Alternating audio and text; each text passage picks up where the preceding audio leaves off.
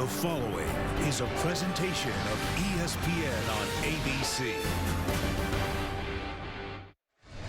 This is the first football game at Florida State since the passing of Bobby Bowden.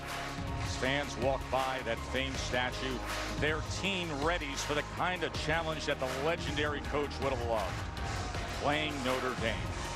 The Irish are up for another run at the college football playoff, and they reload with a talent-rich roster. Doak-Campbell Stadium back to full capacity. And there's a feeling that a garnet and gold turnaround is underway. Hey, we've got Notre Dame on Florida State right here on ABC. Oh, we needed this. This is good for us. Healthy for the heart, nourishing the soul. A full serving of college football. Welcome back, college football. Washington. He gone. Hit him with some sauce. He gone. Hit it, he throw. Big man touchdown. Yes. You're either elite or you're not. Intercepted. X6 Georgia. Bang, trying to show you what we came to do. Boss. Only talking making major moves. More than fans, families. More than matchups, rivalries. More than moments, shared memories. More than a game, a way of life. This is living done right.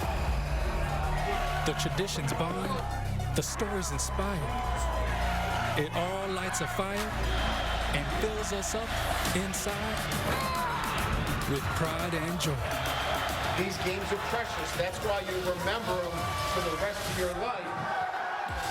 Welcome home, College Football 2021. How good is that? As we welcome you to the Capital One Sunday night kickoff. And that sun's going to be setting just after we kick off here in Tallahassee. Something about that late afternoon glow, just catching those iconic helmets, that feels right. Good evening, everybody. Joe Tessitore alongside Greg McElroy on another night of what I think has been the best slate of opening weekend games the sport has had in recent history. And not just because of what was on the field. I mean, the action was sensational. Because of that thing that college football just overflows with. Passion. We saw it all day yesterday, right? Oh, yeah. Filled stadiums, fans, bands, and pageantry. You say Notre Dame, Florida State, you get plenty of it. And with Notre Dame, you also have one other thing. Elite talent, especially at running back. Yeah, it's the backbone of their team, and they're deep at running back, too, with a 1-2 punch that will rival anybody in college football, but it starts with Kyren Williams. Last year's young player really burst onto the scene, became a household name. Unbelievable acceleration, really shifty, moving side to side, but it's the versatility that you love so much when you watch him play. He can contribute in the run game, obviously, but how he factors into the pass game is also something to keep an eye on throughout the course of this game. Him and backfield mate Chris Tyree might even be on the field at the same time, with Tyree in a running back set and Kyren Williams out at slot receiver. Wouldn't shock me at all. Let's keep the conversation in the backfield, because still, folks, the short list of positions in American sports that are attention-grabbing and pressure-packed, starting quarterback at Notre Dame. They got a new one. But this starting quarterback at Notre Dame, he thought he was going to play another sport at Notre Dame. You go back to 9th grade, and Jack Cohn originally committed to play lacrosse for the Irish, to coach Kevin Corrigan as a 9th grader, not coach Brian Kelly.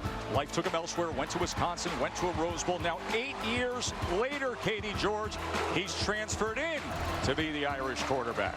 Well, Tess, Jack Cohn has an idea of the expectations that come with being the starting quarterback at Notre Dame. He's about to get the full experience here tonight. It's something he and Tommy Rees, a former Notre Dame quarterback himself, have discussed at length. Cohn says he welcomes the pressure. He told me he's the right man for this job because all he's focused on is his teammates, what they need, and what his coaches want, which is an accurate and consistent passer. And if that sounds like a game manager to you, that's fine by Cohn. He likens the label to someone who protects the football, puts his team in great situations, and throws a lot of completions. Guys, what's so wrong with that? I take personal offense to anyone that has ever called a game manager. You got the ring. Don't worry about it. It's a silly phrase, but you got the ring. All right, let's talk about Florida State. Year 2, Mike Norvell. Much different roster than what you knew it to be a year ago because of the transfers. And they went to the SEC, and we said, we need help with this defense, and they found it. Jermaine Johnson from Georgia. Hey, they took in 13 transfers, but these are the big 3. Then they went to South Carolina. Kerr Thomas. They want a boost to that pass rush. Another South Carolina player. player. Jamie Robinson in the defensive backfield. And the quarterback is going to be Jordan Travis. And Greg, he has made huge improvements since last year. And let's think of what he was thrust into last year. Young player, trying to learn a new offense, no spring ball, abbreviated fall camp, limited summer workouts. Hey, go out, young man, do the best you can. He's grown an awful lot in the last 365 days. He's a more accurate passer. He's more cerebral before the snap, and he's more capable of carrying this team when they need to play from their quarterback. Hey, what do you say we do this? It's these two brand names with all the history. The signature helmets. They're under the bright lights tonight. Play like a champion today. The memories of legends and the feeling that new magical moments are about to be shaped. Folks, it's Notre Dame and it's Florida State on their standalone Sunday night stage. Another night of that pure college football passion right now. 75th year of football at Florida State. First time they've ever played a game on a Sunday. A capacity crowd here. The COVID restrictions are gone in Tallahassee. So a full house as we get ready to kick off. Of course, that familiar sound that'll echo deep into the night.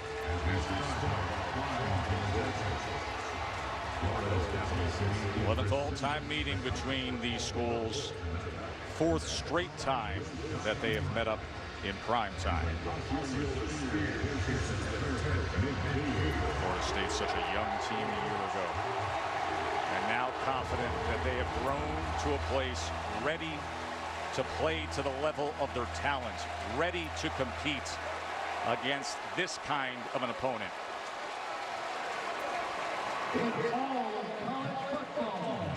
Coach Kelly's Irish had that undefeated run in the regular season a year ago, the trip to the college football playoff.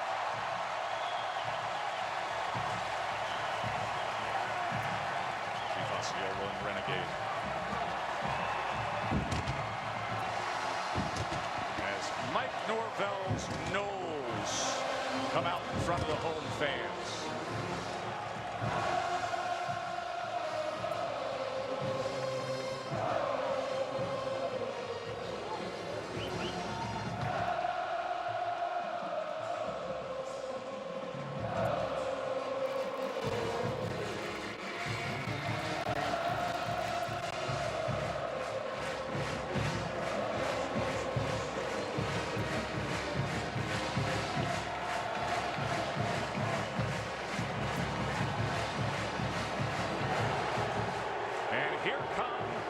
The Irish.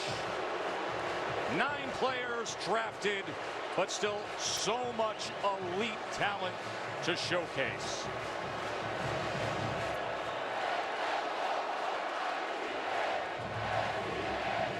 This has been the Nissan pregame drive. Kickoff from Tallahassee is next. Now, we had football last year. We found a way to play games. What we didn't have is this. The eruption for moments like that. Chief Osceola and Renegade been doing it that way down here for 43 years. 16 riders, 6 Appaloosa horses in that span.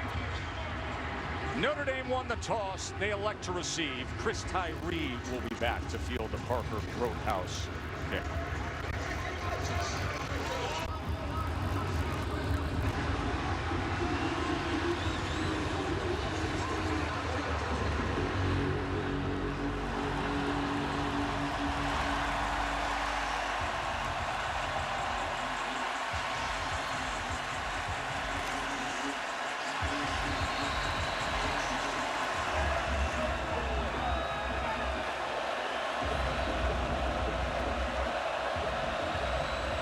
What do you do for an encore after a super Saturday to open the season?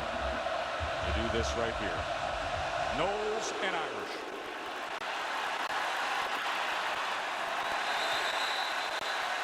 And we welcome Jack Cohn to the Notre Dame Nation. What you need to know is that he was up in Wisconsin for 3 years, Greg. Took him to a Rose Bowl. Went for over 2,700 yards and 22 touchdowns in 2019. And now here he comes in as the transfer to the Irish, replacing Ian Book, who was Notre Dame's all-time winningest quarterback.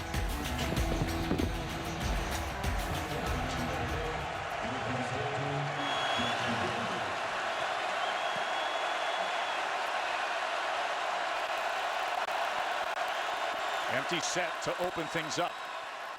And he gets the completion to Michael Mayer. This is one of the most outstanding tight ends in the country, and he shows you why. Out to midfield, the sophomore with a 25-yard reception to start the season. Baby Gronk in style. Great run after catch there by Mayer.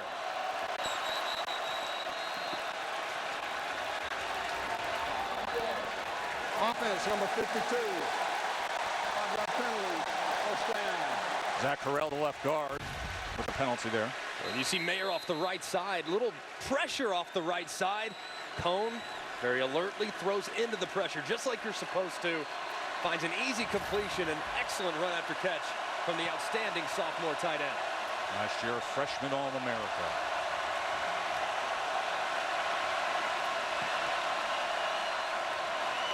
Going to pass again, pressured, and he's going to be taken down. And it is the transfer from Georgia, Jermaine Johnson. Had 5 sacks last season on one of the better defenses in the SEC. Just a great job on the right side. And you see Kyron Williams coming over, trying to save a life. He just couldn't do it. Little back as Lovett forced Cone forward in the Seminoles defensive line rally. So the penalty backed him up 5. 2-yard loss there, 2nd and 17. Cone with time, goes to the left side, and a good effort made by Braden Lenzy. Lenzy had a very strong spring camp, and even stronger fall camp, and he is primed for a big year. 15-yard reception. That was an excellent job on 2nd and long, trying to make 3rd down more manageable. Attack the soft cushion to the field. 3rd down and 2. Cone quickly to the outside, and wrapped up is Mayer right away. Akeem Dent closed on Michael Mayer and kept him short of that line to gain. It's an excellent job on the right side by Akeem Dent, closing, bringing down the big tight end in space. 4th down and 1. Cone to pass on 4th and 1. Wide open, complete. Mayer striding into the end zone. What a start for the Irish. 41-yard touchdown, Michael Mayer.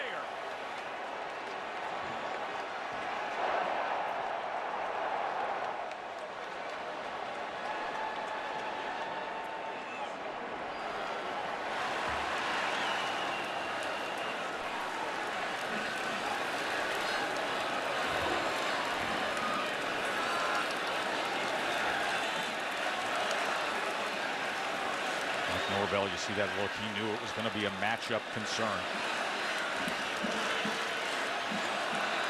First onto the scene a year ago. Now he delivers on the opening drive. The 6'4", 250-pound tight end. Jack Cone comes here to the Irish and says, I found myself a target that I like a lot. 7-zip, Notre Dame.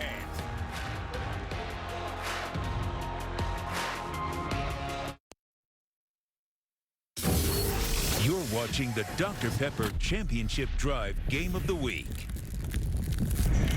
Well, the bust by Florida State leads to the first touchdown for the Irish on the year. You have pressure off the left-hand side. The problem is you have 2 routes on the right and only 1 guy to cover it. So as a result, next thing you know, when there's only 1 guy to cover 2, it means 1 guy's going to be open. Jack Cone did a great job of finding that open guy. Mayer scores the easiest touchdown of his career. Cone's opening series as the Irish starting quarterback, 4 for 4, 82 yards, a touchdown, 3 receptions by Mayer.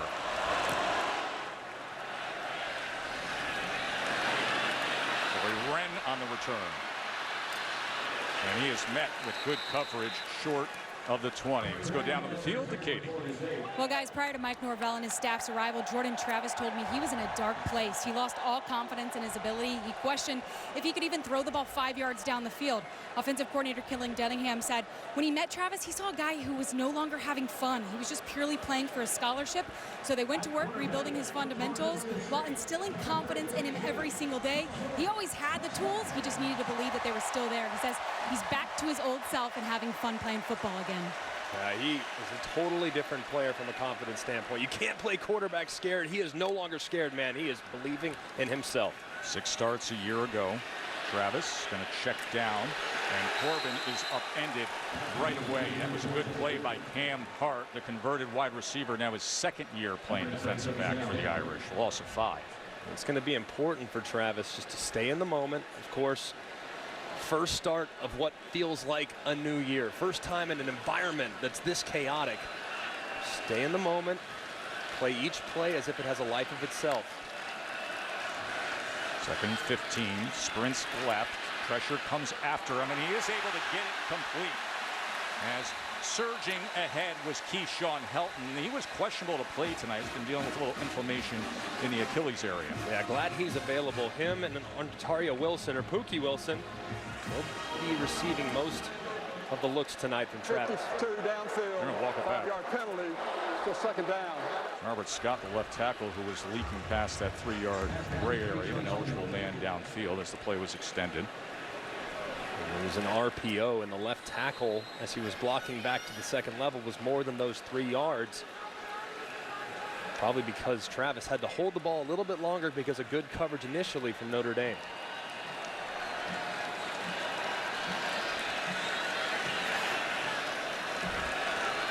Makes for a 2nd and 20.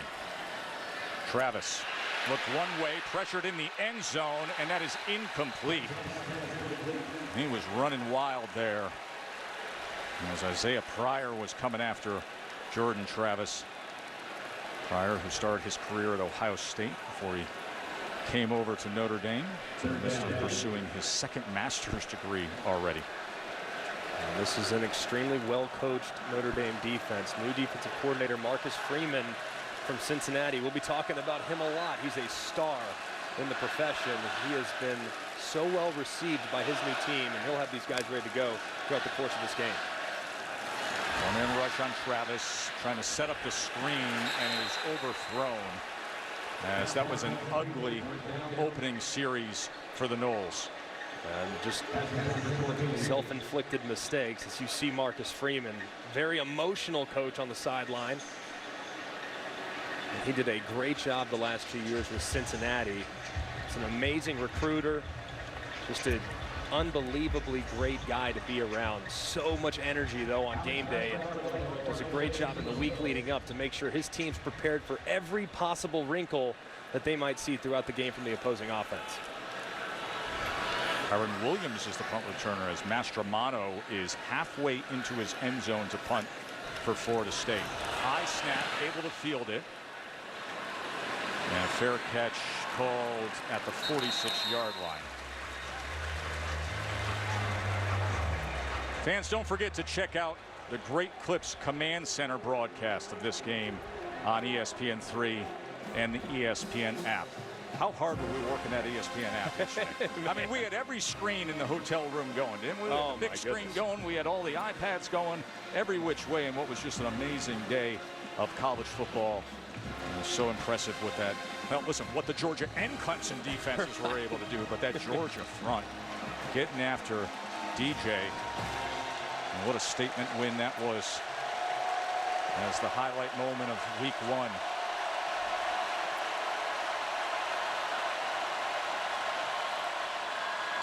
Kyron Williams trying to bounce it to the right side, as puts on a stiff arm, keeps his balance. And this is Kyron Williams, who a year ago Florida State saw all too much of it. He had 185 yards and a couple of touchdowns on just 19 carries against the Noles last year. 6 yards there. He's so good and physical. Not big, not big. When you see him in person, it's almost like, really? Gosh, he plays so much bigger than that. As you can see just how strong he is. How about this stiff arm? Whack! My goodness. I mean, that is a punch with that left arm. Brandon Gant Buck back or buck safety we got the best of. Second and 4, flea flicker, back to Cone, winds it up, downfield, and that could have been intercepted. That was Akeem Dent who made a play on the ball as it was underthrown. He had coverage on Kevin Austin. Great job by Dent, undercutting the route on the underthrow. Almost brought it in. Would have been a huge play for Notre Dame, or for the Florida State defense. Sets up 3rd and 4, possible 4-down territory as well. They went for it just to drive a go, and it resulted in a touchdown. Cone's first incompletion. 3rd and 4. Incomplete.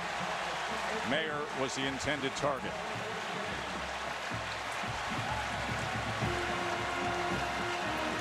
That was a great job by the Florida State defense right there.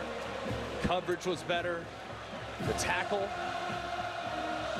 there on the first down play was not great, but for the most part, that was a good answer after what was a disappointing opening drive for the Seminoles. Jay Bramlett on to punt away. Travis Jay is back deep for the Noles. Their catch right around the 20-yard line. Irish are up 7-zip. Brian Kelly, year 12. 3 wins away from tying the record of Newt Rockne as the all-time winningest coach in Notre Dame history.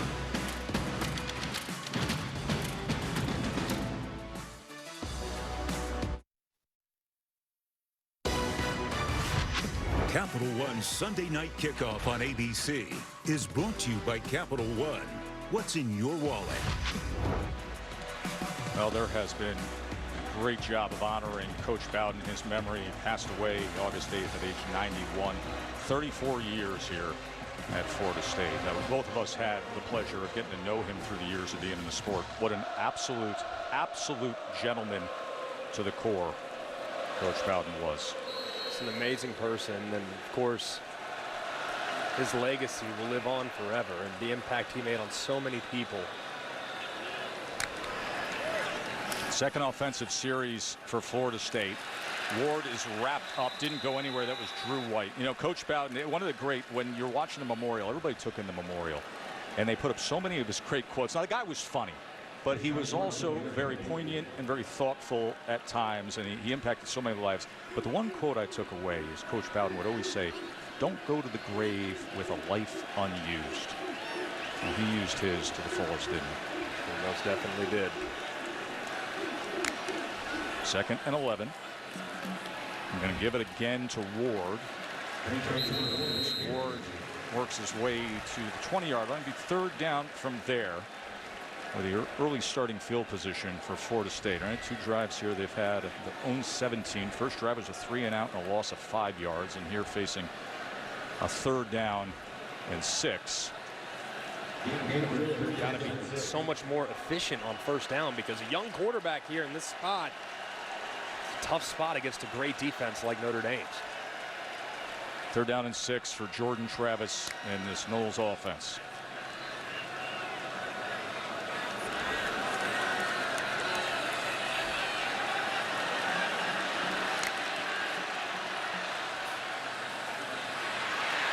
Backed up and can't survive it as they swarm in and take him down. And it was J.D. Bertrand who cleaned it up after Jason Adamilova first got the pressure. Marcus Freeman, year 1 as a defensive coordinator, he is showing his attacking style. And you're going to see this, just a little twist up front, has the internal part of the offensive line starting to break down. And it forces Travis to roll out to his left, where there is an awaiting Irish defender. That was a nice design up front, and forcing Travis right into the awaiting defender. That was perfectly done there and executed by the Irish defensive line. Flag before this punt. False start. Offense number 5. 5-yard penalty. Still 4th down. ACC crew with Jeff Flanagan as the referee, and Alex Mastromano, the punter, the big strong-legged Australian, is saying to himself, Can I please stop punting from my own end zone? 2 for 2 and being on the garnet and gold. As the star running back playing special teams, Kyron Williams will have a chance for prime field position. And drives this one all the way back to the 40-yard line, and Williams with a return of just 4 yards, 53-yard punt. Katie? Well, prior to tonight's game, guys, I had a chance to go to the unveiling of a commissioned Bobby Bowden painting by painter and friend Steve Skipper. Skipper told me that Bobby Bowden did get to see the painting before he passed away. His favorite part was that Skipper included his wife, Ann, someone who made everything possible. And I had a quick chance to speak with Ann. She said she questioned if she should come tonight, but all of the tributes are so well deserved. Every time someone looks her in the eye, it takes everything in her power not to cry. She waved her hand in her face with me, and she said, I'm not going to do it in front of you. I'm not going to do it here tonight. And Katie, you know, 72 years Incredible. of marriage, right? 72 years, Bobby and Ann. Chris Tyree, he's probably going to see a little more action with 2-back looks this year with Notre Dame, trying to find ways to get him on the field more and more as Tommy Rees, the young offensive coordinator. Last year, they did a great job by utilizing some of that 2-back, but they didn't use it very often because they went so much to their multiple tight end sets. They're still going to live in their multiple tight end, but that 2-back alignment is going to be something they'll use throughout the course of the year. Tyree had 103 yards against these Noles last year. Out of the backfield, here he is. Able to get to the corner. He's got elite speed and then puts down the shoulder for a little something extra, and that'll move the chains for Notre Dame. You see just getting him to the field with a ton of room and grass. Florida State can run now. They got some guys that can flat out run in the second level and the third level of this defense. But it just goes to show you just how fast Tyree is in the open field as he turned the corner and picked up some key yardage. If I'm Notre Dame right here, I'm taking a shot downfield. I'm going heavy, hard play action. I'm going to try to throw one over Florida State's head here on the plus 45-yard line. And they go here with Tyree, and he is gobbled up by Johnson. Johnson had the sack on that first possession, and he's trying to make a statement here coming over from Georgia. And he's not blocked here, but usually because of the speed of the jet sweeping wide receiver, he's usually able to jump leverage. But because of the length that Jermaine Johnson has, he was able to make the play. It's an excellent job by the transfer from Georgia. Now they're going to need for him to have a big year. That is where they lacked a lot of production, is that defensive line a year ago. Cone on 2nd and 14. And Mayer gets the reception at the 43-yard line for 7 yards. As Green made the tackle. I feel like a broken record here. It's 3rd and 7, obviously, but you're kind of in no man's land, probably looking at 4-down territory yet again, especially with how your defense has played these first couple series. Right here, you can run the ball, Tess, on 3rd and 7, pick up 4 or 5, and you're looking at a 4th and 2. You're probably going to go for it anyways. You have your whole playbook available to you. Mayer moves over to the left side of that formation. 3rd and 7, and he looks that way, but it's incomplete. Mayer couldn't hold on to it, and it's 4th down. And that's one that Mayer will lose a little sleep over because he had it right in his paws. The ball was well thrown, just a touch low around the belt, but for the most part, man, you're one of the best tight ends in America. It's one you have to have. Probably one of the 2 or 3 drops he'll have the whole season right there on a critical 3rd down. Already been targeted 6 times by Jack Cone here in this first quarter.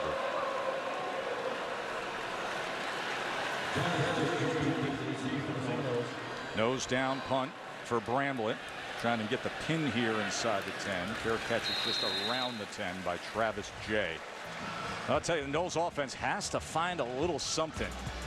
-9 total yards for Florida State as the sun has set at Doak-Campbell Stadium on a Sunday night. Don't go anywhere. Glad you're with us watching the ACC on ESPN. Where Notre Dame 3 drives into Florida State territory. Florida State, they haven't gotten past their own 20, Greg. Yeah, look at the total yards already, and it's all about 1st down. They have to be more efficient on 1st down. They're going backwards, Joe. Snap was off to the right. Jordan Travis being chased and tries to dump it to the near side to McClain, the freshman receiver. That's incomplete. Yet again, you're in a situation where you're not in rhythm. You're not in regular down distance. You're now behind the sticks. You have a young quarterback. Right now, your offensive line is having a really difficult time keeping those guys with gold helmets out of your quarterback's lap. Got to be able to run the ball, and it's looking like they're going to run the football. It's probably going to have to be outside the tackles. Bunch formation to the near side, and they do run it, and Corbin is able to find something. And there he goes! Sean Corbin! Just what the Noles needed!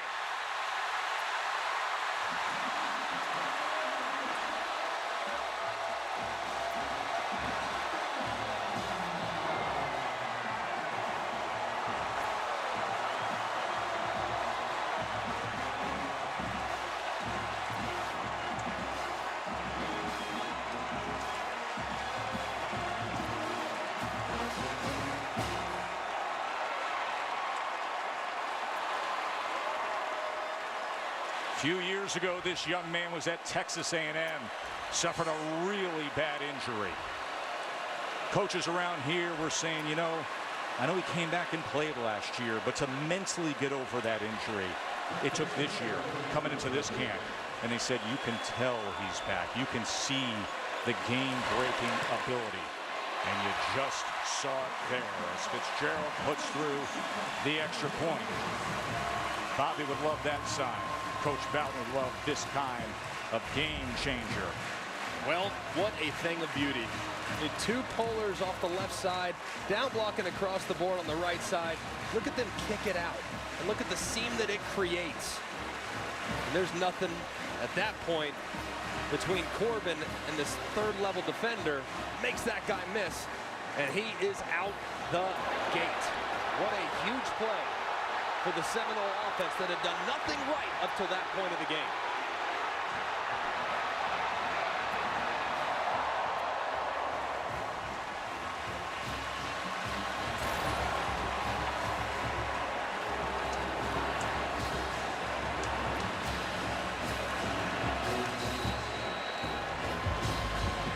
What were we just saying about this offense being in reverse?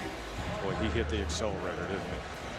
You go from a 3-and-out backwards, -10 yards, a 3-and-out backwards, -9 to 89 magnificent yards.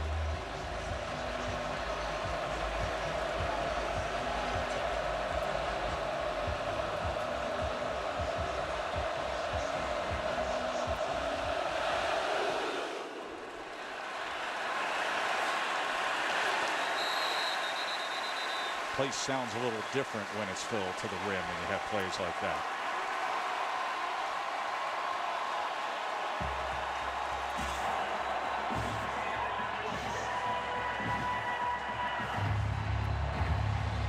First time these two tradition-rich programs have ever met up in a season opener.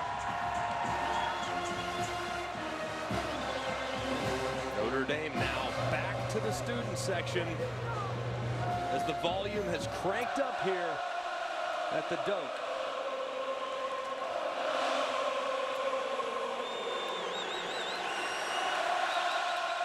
Back to business with Williams. You see what happens when you get something real positive on one side and it galvanizes and energizes the other side. As Amari Gaynor coming up in pursuit. He actually had a strong game against the Irish a year ago. Had 11 tackles, had a forced fumble in that game. So far, Notre Dame's offensive line has been losing the battle at the line of scrimmage. That's not something we're used to. This Notre Dame offensive line has been star-studded for a very long time, but this new-look Florida State defensive line is actually getting a really good surge up front. 2nd and 10. Williams, good seal on the outside, and then a little shake and bake for Williams. It'll be 3rd and short. Finally run down by Jarvis Brownlee Jr. 7 yards for Kyron Williams. Flag came in late there on the far side.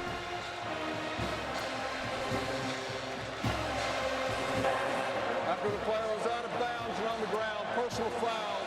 Late hit number number 5 in the defense. 15-yard penalty, first down. That is on Brendan Gant. You're going to see him kind of fly over the top. Oh, man, it's close. I don't love it. I mean, I understand you got to protect the player. He's clearly out of bounds. Just didn't feel like there was any malicious intent there, but a little late. Understandable why they threw the flag. That sets it up as a first down at the 47-yard line. Tyree going to test that left side as well. Just a couple of yards. So you said a flag is down again.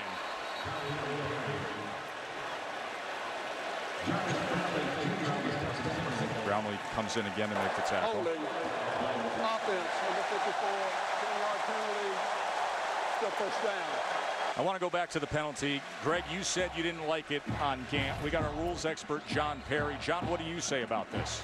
Yeah, I'm with him. Look, the defender leaves his feet while the runner is inbounds, and there is not helmet contact to the body. I think it grazes over the top.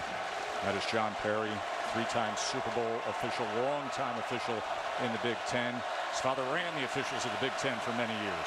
1st and 20 after we clean up all the penalty flags. Tyree showing that speed as he makes his way towards midfield. Travis Jay finally gets to him, 12 yards there. And I like the call there by offensive coordinator Tommy Rees.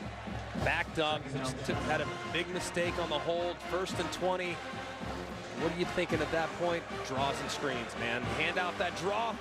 And Tyree, the speedster, bursts to the second level for a really nice gain.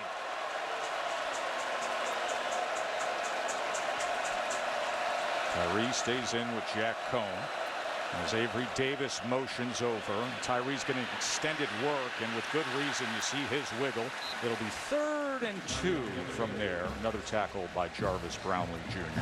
I wonder if the Notre Dame offensive line heard my challenge a second ago. Goodness gracious. I mean, 4 straight plays, the offensive line has gotten much better push at the point of attack. Here they are now, yet again, rinse and repeat. Potential 4-down territory in this part of the field. Kyron Williams comes in on 3rd and 2. Big Michael Mayer now on the right side of the formation. 3rd and 2. Williams trying to pick up that first down, and he's met at the line of scrimmage. Johnson got in there. Thomas got in there. The 2 transfers from the SEC helping out this Florida State defensive line. It was a great job by Johnson at the point of attack. Notre Dame leaving the offense on the field. See, if I were Notre Dame, I'd run away from number 11. Because so far, Jermaine Johnson has been a huge impact player at the line of scrimmage, making plays in the backfield. Whatever side he's on, I'm going the other direction. 4th and 1 from the Florida State 44. Play action, Cone. Pressure, diving catch. Where are they going to spot it? It depends on the mark, as Williams was bobbling it. And that yellow line, remember, is unofficial. Amari Gaynor was coming in defensively, but it was thrown in a way where Williams couldn't field it cleanly and get upfield. So the officials are going to take a timeout.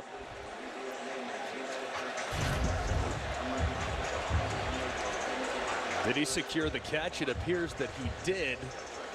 But in making that effort to have to juggle the ball and dive to catch it, he couldn't get his body upfield close enough to that line to gain, so the chains come out. Yeah, I don't know. Based on where he went down, it looked like he was just a little bit short, but it's really tough to tell exactly where the ball was because he lands right on top of it.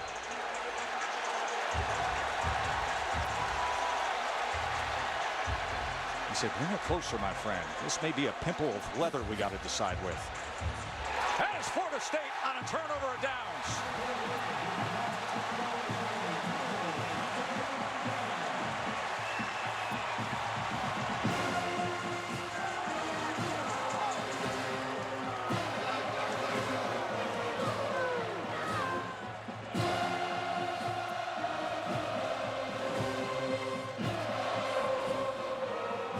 entire tone of this game has changed.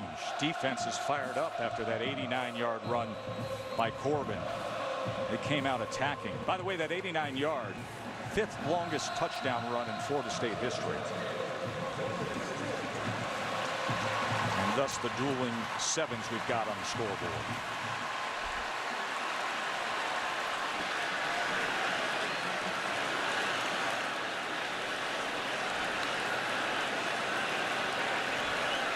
Best starting field position for Florida State. They take over after the defense did their job at the 44-yard line.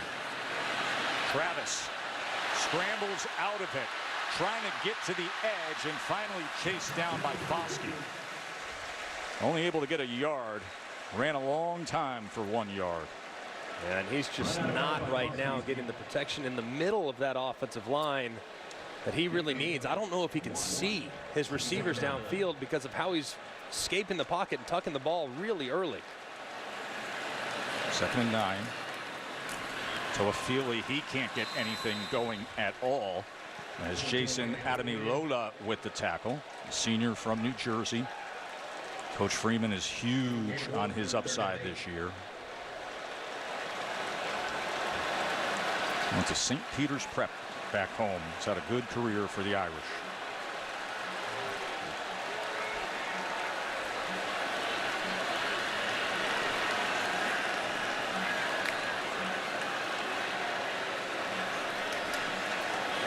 Travis, 6 starts a year ago, gets this assignment. Had a good camp, earned the job over Mackenzie Milton. Now a 3rd and 8, 4-man rush. Travis finds some room and gets it complete for a 1st down to Keyshawn Helton.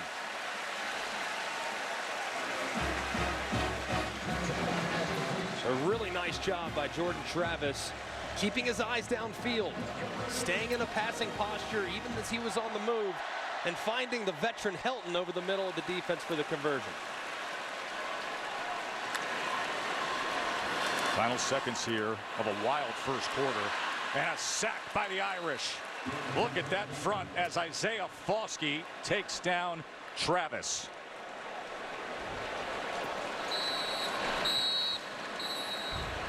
The Irish came out and they went to their star tight end to get the game going. The 41-yard touchdown to Michael Mayer. The Noles offense looked like they were asleep, but then all of a sudden, Jayshon Corbin went for 89 yards. 7-7 game. The Capital One Sunday night kickoff returns after this message and a word from our ABC stations. Joe Tessitore, Greg McElroy, Katie George with you. 7-7 between the Irish and the Noles. Start of the 2nd quarter, 2nd and 14. Jordan Travis. Travis stumbling. Ball comes out there. They're saying that's a live ball. Notre Dame's Foskey scoops it and returns it. We will look at the knee and see if the knee was down and then the ball came out, because that's what it appeared to be. But Isaiah Foskey did the smart thing and said, let me take that. Yeah, I think that right knee was down. Let's see. Of course, still has control of the ball. Ball right there, knee down. But I like that the officials let him play. Don't blow it dead. No doubt. Let him play. We'll clean it up after the fact. That's a good job by this officiating crew.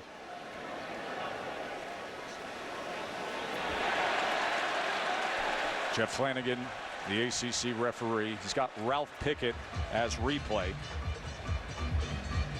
John Perry, this up here is very clean cut, does it not?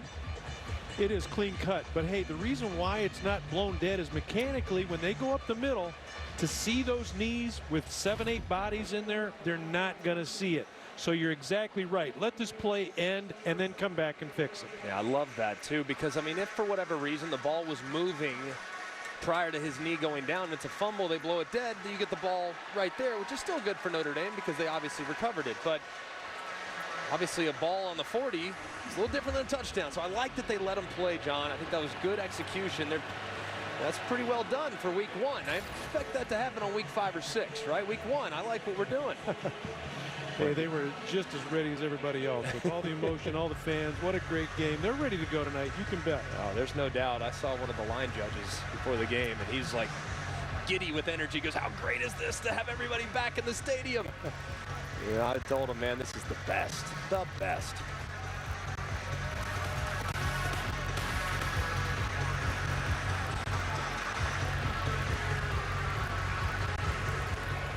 Well, we can't hear him, but you understand, you get the idea that it's third down. Hey, give credit to Riley Mills, the defensive lineman for Notre Dame. I'm very impressed by some of these new emerging guys on this defensive line. And Mills is a guy that, you know, some of these open practices and scrimmages that the insiders saw, they're raving about Riley Mills. And that's who was getting after Jordan Travis there. They have been so impressive already. Riley's done a great job. Kurt Heinisch has been pushing the pocket there, the veteran. And then, of course, Howard Cross, who's not the biggest guy in the world, only 270 and about 6 foot, but he moves a little like Aaron Donald. That's a really good group of defensive tackles for the Irish. So it's a 3rd and 19. Knee was down and Travis. 3rd and 19, sprint right, trying to set up now, move that pocket, and he goes underneath to Helton. So that gets him across midfield to the 43 with a 4th down after the 11-yard catch there. That was one of the few throws that we've seen in the first 15 or 16 minutes of this ball game where Travis was in rhythm. He moved, set up, hitched once, and threw it beautifully. All other throws, for the most part, have been out of rhythm. They've been late. That's a testament to what Notre Dame's doing defensively and the fact that I don't know if Travis is real comfortable right now standing in the pocket and delivering the football. Mastromano on to punt again. Williams puts his heels on the 8-yard line.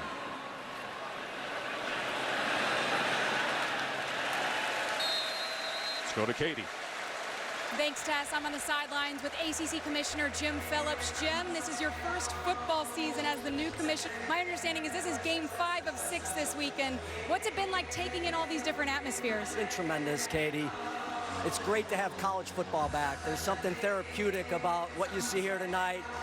And started in Raleigh on Thursday, Blacksburg Friday, Atlanta and Charlotte yesterday. We need college football, so it's been tremendous to get our ACC teams together, and we're off and running. Now, the conference took a couple of hits this weekend, but what has been your impression of the overall strength of the ACC?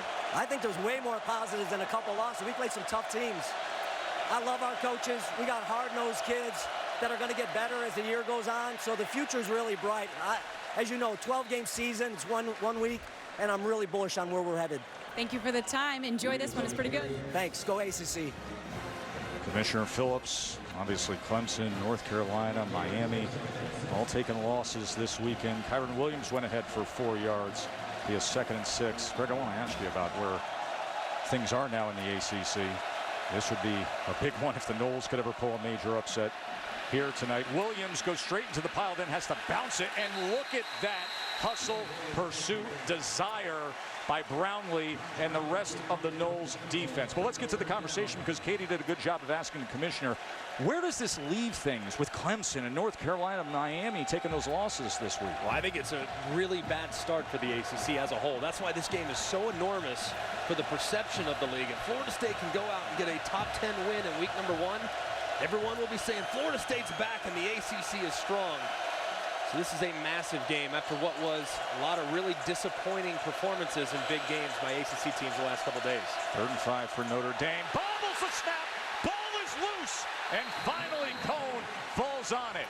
It was their worst starting field position and an ugly-looking series for the Irish as the punt team will head out, and they're going to need to flip the field with a big boot. And Jack Cone's eyes just looked right to his left as the snap was coming to him. For whatever reason, look at him glance left, his eyes go back square, and all of a sudden the ball's on him. I don't know if he thought that there might be pressure or presence. He wanted to get one quick look, but unfortunately that ball was already heading his way. Never take your eye off the ball right there. Obviously a bad play for the Irish offense. Jay Bramlett had 10 punts over 50 yards last year.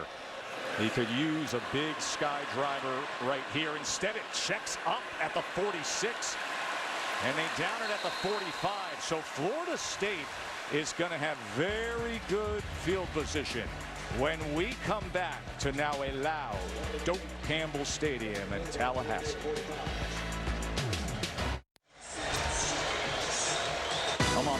tomorrow night, Greg, and I'm listening to Reese and Kirk and Molly. It is Louisville. It is Ole Miss. Chick-fil-A kickoff, 8 Eastern on ESPN. Matt Corral, great quarterback for Ole Miss. High-revving offense. We'll be going after each other tomorrow night on ESPN. I can promise you it's not going to look anything like Georgia-Clemson. It's going to be a track meet. That's so funny you said it. Travis on first down. He goes underneath to McClain. Great-looking freshman and a big strider at 6'4".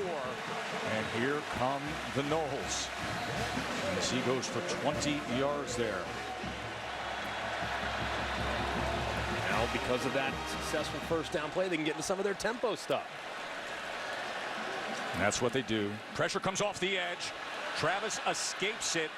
And then he spins his way for a gain of 2. You mentioned that about, hey, we're going to see a lot of offense tomorrow. I was actually talking to Herb Street just before kickoff. He said, you know, I think one of the big themes this year is I'm seeing better defense. Yes. Better defense because of the cohesiveness. Guys can bond, be together, none of the COVID restrictions. Saw it last night in that super game. Well, you had fall camp, a real fall camp. And that matters in defense, right? Being together, that brotherhood. Second and 8. Toa Feely cuts inside the 10. Grinds his way inside the 5. There is a desire and want to and fire in these Noles right now. 19 yards there. Marcus Freeman, the defensive coordinator for Notre Dame, said if Norvell finds something that will hit you, he will run it over and over and over again. Well, this is the exact same play they scored the touchdown on. The guard and the tackle both pull. The left side of the offensive line collapses. The next thing you know, there's a seam. And Toa Feely finds it. The Seminoles are knocking on the door. First and goal. They go I formation with Wyatt Rector as the fullback, Corbin as the tailback. Play action. Travis, bootleg, getting to the corner.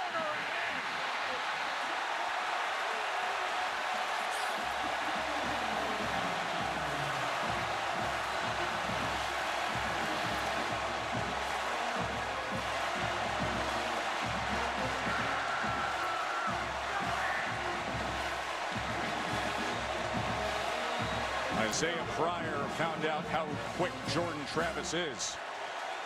And Florida State has the lead on number 9 Notre Dame.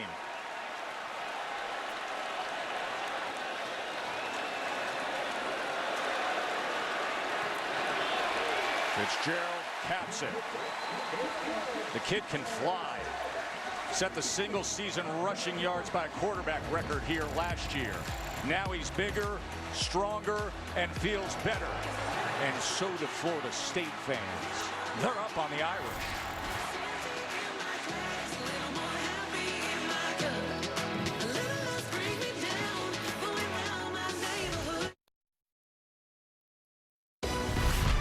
Capital One Sunday Night Kickoff on ABC is brought to you by Capital One. What's in your wallet? Some of the best to ever do it. And now Brian Kelly is just 3 wins away from tying Newt Rockne for the most wins all time by a Notre Dame coach. But he's in for a fight here tonight for number 103. Florida State looks much different. 14-7 Noles scored their 14 points in a minute 58. With that true bootleg against that over-penetrating defense moments ago, and that's why the Noles have a 7-point advantage.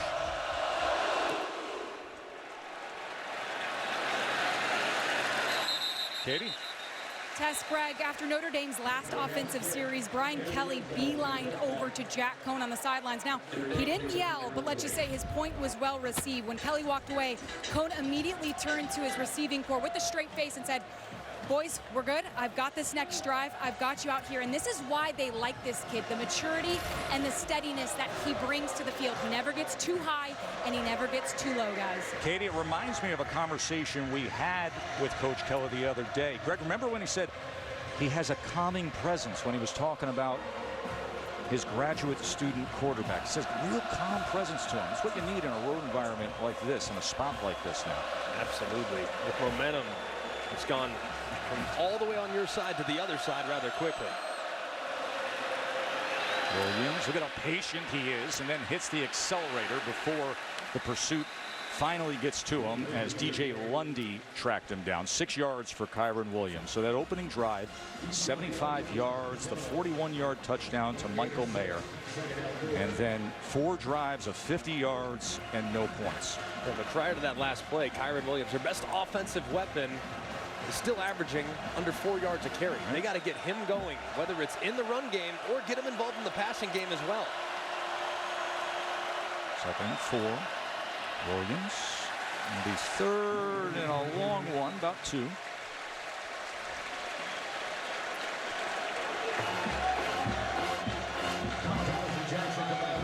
I would give it to Williams again right now. Just pound it, pound it, pound it. Lean on that offensive line. 0 for 5 on 3rd downs, but they get one here as Kevin Austin gets the catch, but then is driven back hard. So it was Sidney Williams coming up to meet him. 8 yards there and a 1st down for the Irish. And that was a good read by Jack Cohn, too. 2 Florida State defenders went with Michael Mayer to the flat. He's got the stick route sitting right there for a 1st down. Going to pass on 1st down as Williams shakes free, and Williams goes ahead, and he's to the Florida State 43-yard line. As boy, you get him the ball in open space and good things happen. 15 quick yards. Yeah, and he goes out, and in comes one of the fastest guys on the roster, Chris Tyree. Guy who had a 94-yard touchdown a year ago against Syracuse. He can be blazing. That snap again, but Cohn makes the most of it as he was smart to pick it up and be able to find that seam. McClendon was able to get to him. Yeah, that was really nice there by Cohn. I don't know if there was a miscommunication between him and the center. It looked like, based on how the ball fell, it looked like the center thought he was under center. So Cohn smartly grabs it, understands there's no way of saving this play. Let's just not make it worse. Go get what I can get, make it 2nd and management. That center, by the way, is Jarrett Patterson, who is projected as a lock of a 1st-round draft pick. 2nd and 6. Tyree to the outside, tripped up, but his momentum takes him forward towards that line to gain. Good body control by Chris Tyree. That was really nice there by Tyree. You see that speed in the open field. It's actually a really nice tackle by Akeem Dent. Now right here, if I'm Tommy Rees, the offensive coordinator for the Irish, I'm thinking play action. You have fresh set of downs just outside the red zone. Play action. I'm going to try to hit Mayer down the field in a one-on-one situation against one of these safeties for Florida State. Well, Mayer just split outside towards the numbers on the bottom of your screen. 1st down. Cohn pressured, and Johnson gets him again. That is Jermaine Johnson's 2nd sack of this 1st half. He really just beat 2 offensive linemen. On the left side of the offensive line, he's working against both the left guard, Zeke Correll, and the true freshman, Blake Fisher. He's able to find a seam, beat Correll inside. Johnson's been outstanding here in the first 25 minutes of this football game. 2nd and 12, delayed handoff. Tyree, he is met. He is brought down by Steven Dix Jr. and Kalen DeLoach. So if you're the quarterback here, your main thought process is I can't take a sack. If I take a sack, we're right on the fringe of field goal range. If I take a sack, we eliminate and potentially take points off the board. So you got to be really smart about shot clock in your head, how quickly you got to deliver the football here on 3rd and 10. 9th play of this drive, a 3rd and 10. And a lot of finger pointing on the left side of the line at Zeke Correll and the freshman Blake Fisher.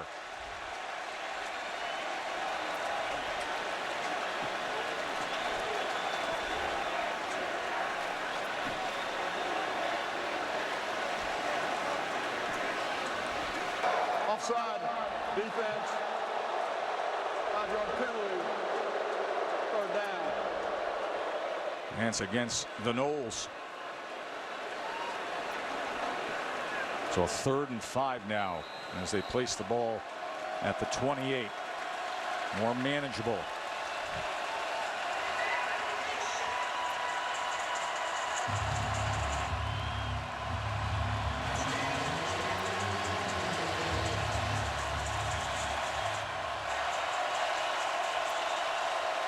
keep an eye here on Kyren Williams. He's lined up in the slot.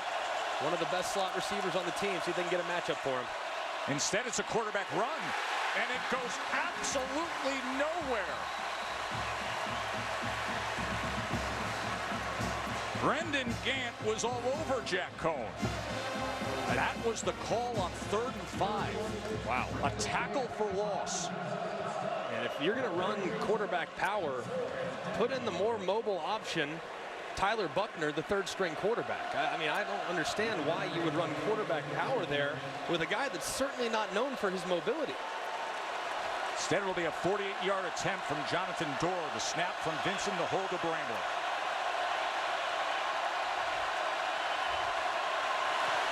$48-yarder and a good target line kick. So Notre Dame gets something for their efforts of a 10-play drive. They close the gap to 4. 5:02 until the half. Well, this season, All-State celebrates every field goal and extra point made. Participating universities by making a donation to the university's general scholarship funds. Thank you, All-State. Man, I hope they had the All-State nets at the Presbyterian game yesterday. Greg, did you see the quarterback, Ren Heffley? I saw that he had a career in one game. He had 10 touchdowns for Presbyterian against St. Andrews. That's the FCS record.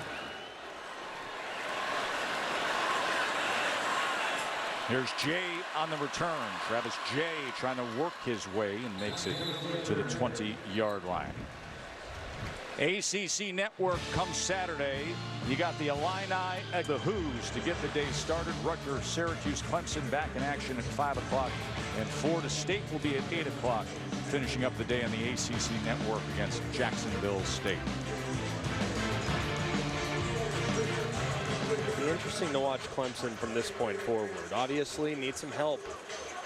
Some teams in front of them need some losses to get back in the playoff picture, but that's still a really talented roster, but they have not dealt with disappointment like this in the regular season in quite some time. What's going to be the signature win is the question that I would have. You look at that schedule ahead. Any teams on their schedule to really show their stuff and to rise up. What's going to be the signature win for Clemson to make an argument? False start. Offense number 80. 5-yard penalty. First down. It's on Pokey Wilson, who they are expecting to be a big part of the game plan in a quick game tonight. Got a little head start right there. He was trying to get him to a little tunnel screen. Pokey got a little fired up, going a little early. 5 penalties on Florida State already.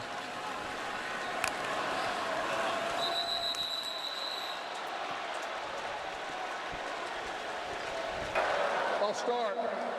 Offense number 75. 5-yard penalty. First down. Heading in the wrong direction. And Dylan Gibbons, who actually played at Notre Dame for 4 years. 29 games he played for the Irish before transferring as a grad student down here to Tallahassee. And you saw a little interaction between him and the defensive tackle. I saw some chirping going on right there. Incredible story about him that we'll get to a little later on. 1st and 20. 3-man pressure as they run it with Corbin. And Corbin shakes loose to the 17-yard line. Had the 89-yarder earlier tonight. And they've had some big play opportunities, of course, Florida State has, but man, they have made so many mistakes on first down. Lost yardage plays, penalties, shooting themselves in the foot. You can't do that against a great defense like Notre Dame. Drew White is showing pressure. Travis gets away from it, makes a cut, and gets himself to the 22-yard line. That's 6 yards. It'll be 3rd and 8 for FSU. I'm the offensive coordinator, Kenny Dillingham, right here. So far, Travis done a decent job throwing the ball, but most of his better plays have been while he's been on the move. I'd try to find some type of quarterback draw or something based on the type of formation I'm going to get from the defense. 3rd and 8. They drop 7. Walks it downfield, and that ball is intercepted. That is the All-American Kyle Hamilton, his 6th career interception. And a flag is down. We will check on that. That is back at the 20-yard line. Ineligible receiver downfield, number 75. The penalty will be declined. Result of the play is an interception, first down. Mel Kiper says, Todd McShay says, number 5 overall draft prospect come next spring. Showing his stuff there. And he is so rangy, and he's big, of course. At 6'4", 220 pounds, he kind of reminds me of the old SC safety Taylor Mays. Just huge. A little bit more fluid, though, and a little bit better speed, I think, than Taylor. Great job undercutting that route. A terrible decision by Jordan Travis. If you're going to take a chance, don't take it in the direction of number 14 in the white jersey. That young man can play some football. That's a great comparable, by the way, to say Mays. Just a more fluid, more speedy version of him, but that body type at 6'4". And now Kyron Williams after the turnover, and Williams squares up those shoulders after going to the right side and makes his way ahead to the 43-yard line, a 5-yard run there. Well, it feels a little bit like Notre Dame's kind of rocking this Florida State defense to sleep. At some point, you're going to get a play action, a heavy play action on the run, and throw it over their head. 2nd and 5, Cone, his favorite target, Mayer. And the 41-yard touchdown to open up this game. When Mayer looks the part, doesn't he? He said to you the other day, he said, I just feel like my feet are faster now. Coaches have more confidence in me. I'm more of a leader. He's the real deal. He's very, very good. Great catch radius. Cone on 1st down. Has time, drives the ball downfield, but it was to the outside of Kevin Austin. And the coverage came from Gant.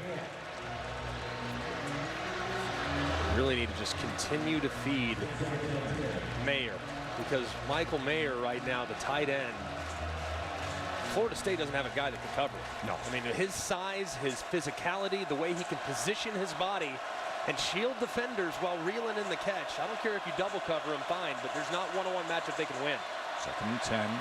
Cone is going to tuck and he's going to dive ahead. It'll be 3rd down from there.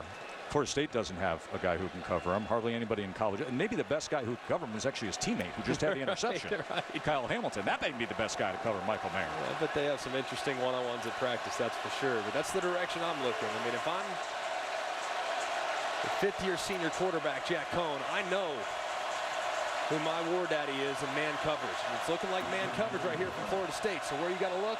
Right there, number 87. 3rd down and 4.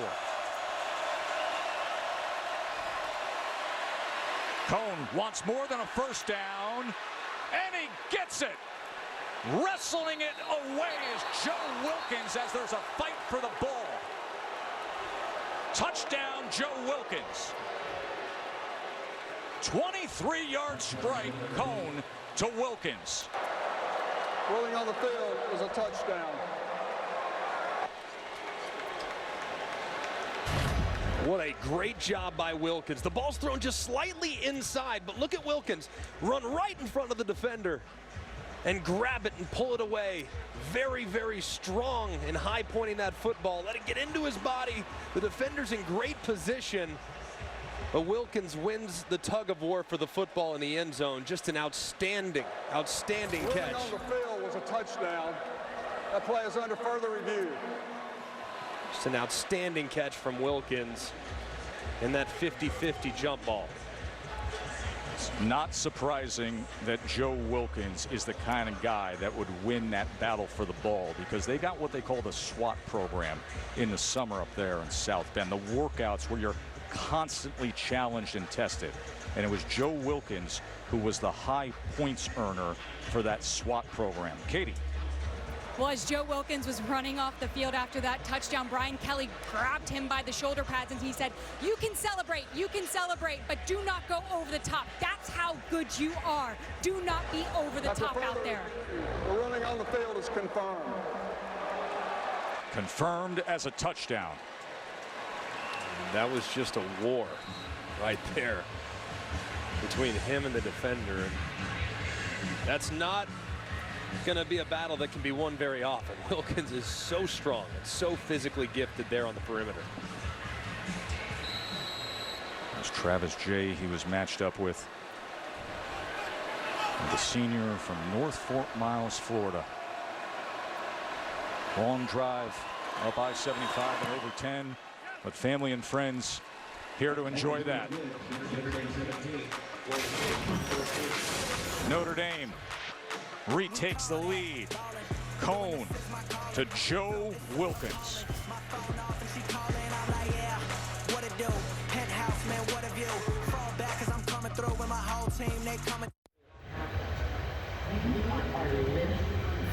Welcome back to the Capital One Sunday night kickoff as we continue Dr. Pepper's championship drive game of the week.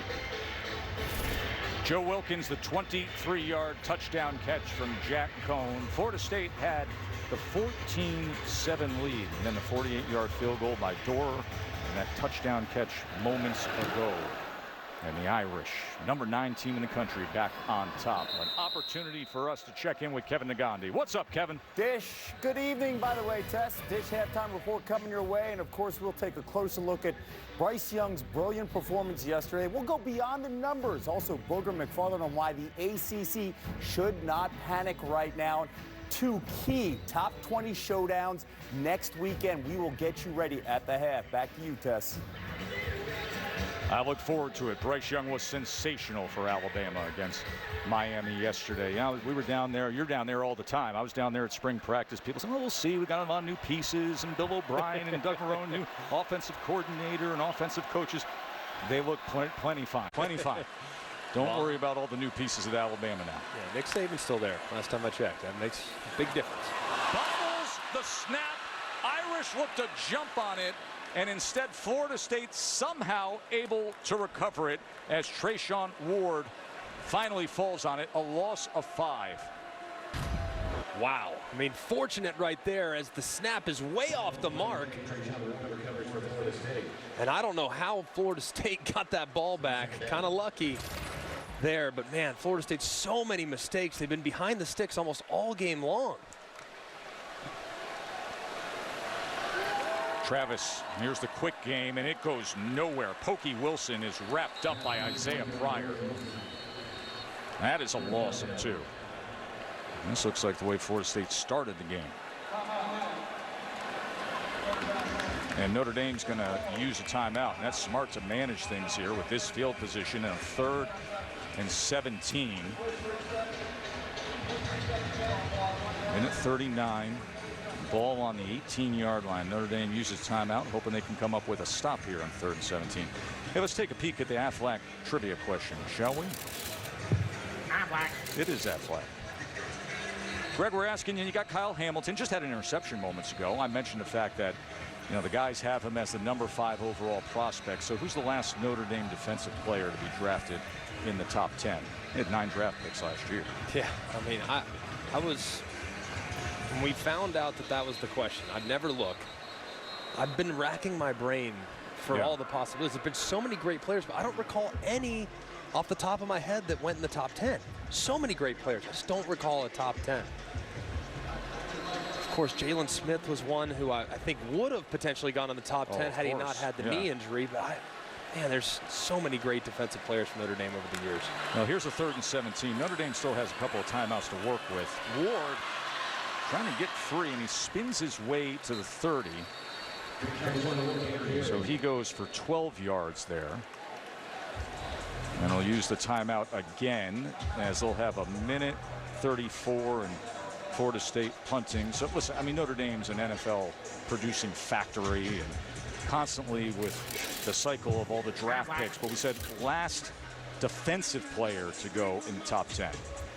Kyle Hamilton projected to be top 10 come next spring. Wow. All the way back to 1994. Bryant Young. I am shocked. I thought there was definitely one in the 21st century. I'm shocked that it's been that long. This defense has a lot of talented players on it that are getting their opportunity now. Hamilton's an absolute superstar in every way. The kind of guy also who doesn't really crave attention. He's a unique character, very, very smart.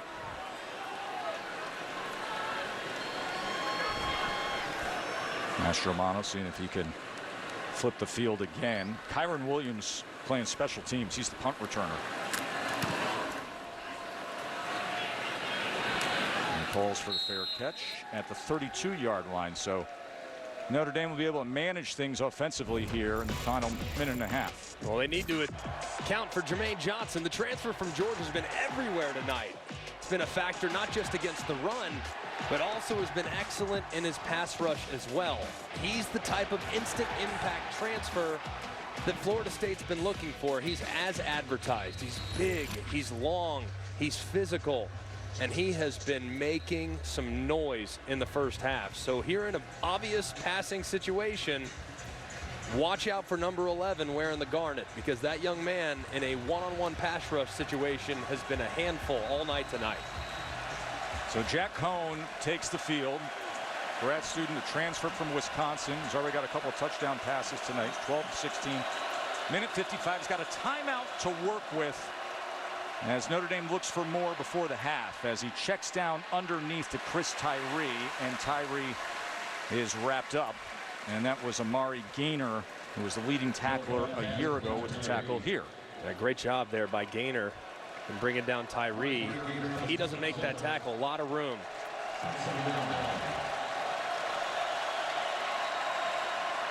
Cohn is going to go to Tyree again, and again he is met. This time it's Sidney Williams. So they will use that timeout.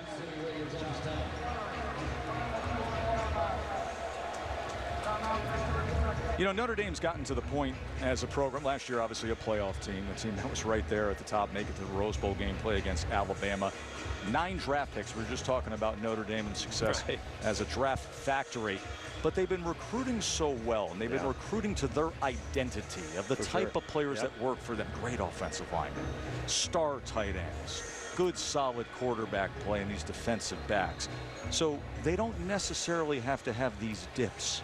No. They can just reload, put the next group out there, and you got all these great players ready to go. Yeah, and I think that the development within this program is they're now getting to a point where they can have instant impact freshmen. It was not the case all that long ago, where you saw 5 or 6 guys on their roster that are 18 years old that are capable of playing at a remarkably high level. Now, last year you have a couple of first-year players in Michael Mayer, Kyron Williams. We already know that Blake Fisher, the left tackle, is a true freshman. I mean, they have a lot of young players, and they've been able to attract excellent quality out of the high school ranks for quite some time. 3rd down and 5. Crowd's getting loud, looking for a stop. Cohn going all the way downfield and just denied at the last second. He wanted Lindsey, and Travis Jay defended it. Really nice there by Travis Jay. And a good job by this Florida State defense. Reeling just a little bit. Look at the recovery. And Jay with his eye on the ball the entire time. Not trying to cover the receiver, obviously, trying to play the football in the air. It's a great job of getting a hand on it, knocking it down, and killing an end-of-half 2-minute operation. Travis Jay will stay out there as the punt returner for the Noles. Bramblett's 4th punt of the night for the Irish. Fair catch at the 26. Hey, next Saturday, college football on ABC. We'll get going at 4:30. It's a good one up in Ames. Number 18 Iowa taking on number 7 Iowa State. I love the way Iowa looks. Yes, that is a team to contend with. And then at 8 o'clock, it is Saturday Night Football presented by Capital One. Jim Harbaugh and the Wolverines against Washington. That was a shocker what happened to Washington. College game day is going to be at Ames, Iowa. Iowa State at 4:30 on ABC. Can't wait for next week. If I'm Florida State here, I'm not taking any unnecessary risk. Look, down 3, your quarterback just a little while ago threw a really bad interception. I don't want to make anything worse. Just get to the half. They go with the shovel and Corbin. And Corbin goes for 9.5 yards. Now keep in mind 3 timeouts to work with here. Yep. So you get a real good positive play on 1st down. Maybe you see what you can do. Yeah. See, if you squeak one, you get it close to midfield, then you start to get into a little operation with your timeouts. And he will look to pass. He's spinning the wrong direction, and he's taken down. And that is Foskey again. Talking about a guy who has the look of a first-round pick. 6'5", 260, and he can run like that. Isaiah Foskey. 4 sacks for Notre Dame. In the first half, that'll come to an end.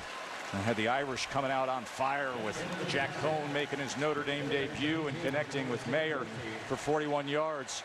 Hamilton came up with the interception. Cohn capped that first half with a touchdown to Wilkins. Florida State, I'll tell you, listen, if you watch this team in recent years, you watch this first half, they look different. It feels different down here in Tallahassee. This is a tough test with a top 10 Irish team coming off the college football playoff appearance. But Florida State's got a little fight to them. That defensive line is different now. No, they're physical, man. They're playing hard, but they got to eliminate the mistakes. Lost yardage on 1st and 10. Penalties. You cannot have that happen in the second half of this game. Katie is with Mike Norvell. Mike, you found the end zone twice, but you've made some mistakes on the offensive side, putting you behind the sticks often. How will you address those issues at half? Yeah, we've got to clean up some things for communication. We gave up some negative plays. Got to continue to work on our protection. And we got to. We've had some big plays in the run game. We got to get back to that and continue to sustain those drives. Jermaine Johnson's been a force on the edge. How would you assess the defensive play through the first half? I like the way they're playing. They're flying around. We've had a couple mistakes that have cost us, but we got to come back, clean that up, and excited about the second half ahead. Thanks for the time. Thank you. Tess. Got to clean up 6 penalties on Florida State in that first half. The big play came from Corbin. That sensational 89-yard run.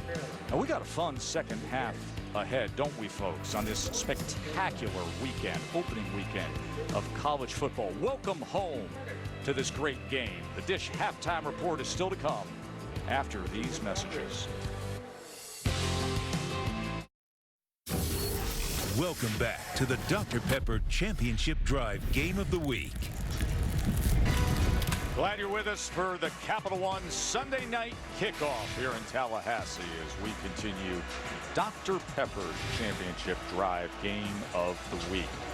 Joe Tessitore, Greg McElroy, Katie George with you. This was an incredible scene just moments ago as the band played a main race and spelled out Bobby. Honor, memory, the late Bobby Bowden. 17-14, Irish on top. Florida State had the big 89-yard touchdown, then they had the Jordan Travis touchdown, and then the Irish roared back before the half. And a good return by Corey Wren. All right, here's the deal. Now, the ball came out. At the end there, Irish are claiming they have it. Let's see what they do at the bottom of this pile.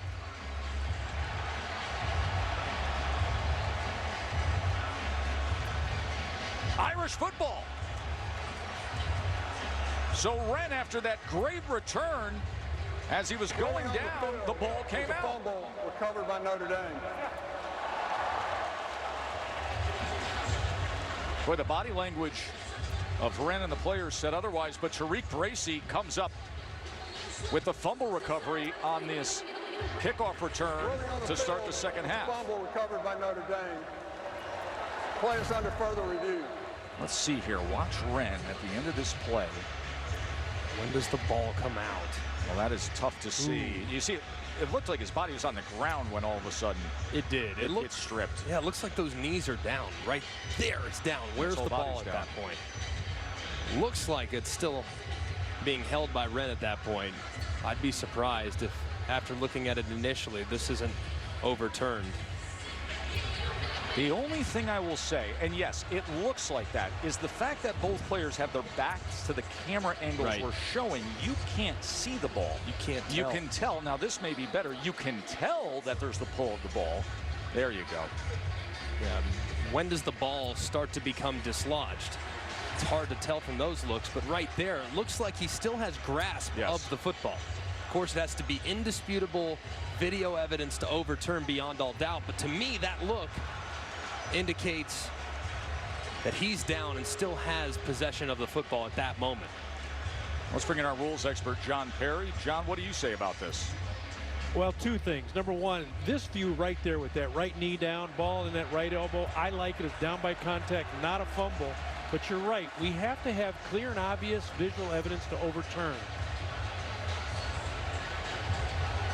John, I think you make a great point there because, listen, we could sit here and talk about body language, the pulling of the ball, but you pointing out the knee and still seeing that gap with the ball in the hand, now we will see if Ralph Pickett, the replay official, and the ACC referee Jeff Flanagan come to that same conclusion that John Perry, the rules expert, three-time Super Bowl referee and longtime Big Ten referee, has come to. Ruling on the field, a fumble. Ruling on the field is Notre Dame football.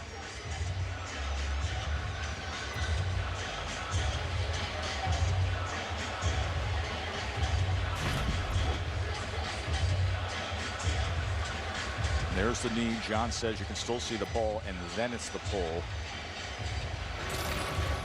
I think it's fairly clear. I know you have to have indisputable, but that to me, and if you want Florida State's take on it, their offense is taking the field right now, as is Notre Dame's defense. So right, they certainly seem to think that this call will be overturned.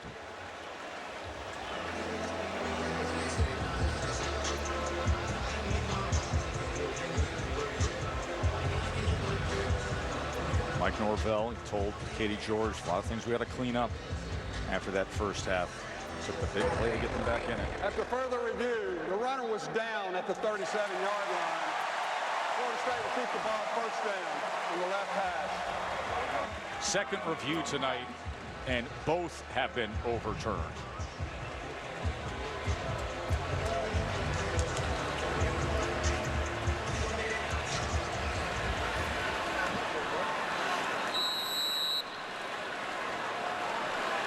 Trayshawn Ward in the backfield with Jordan Travis.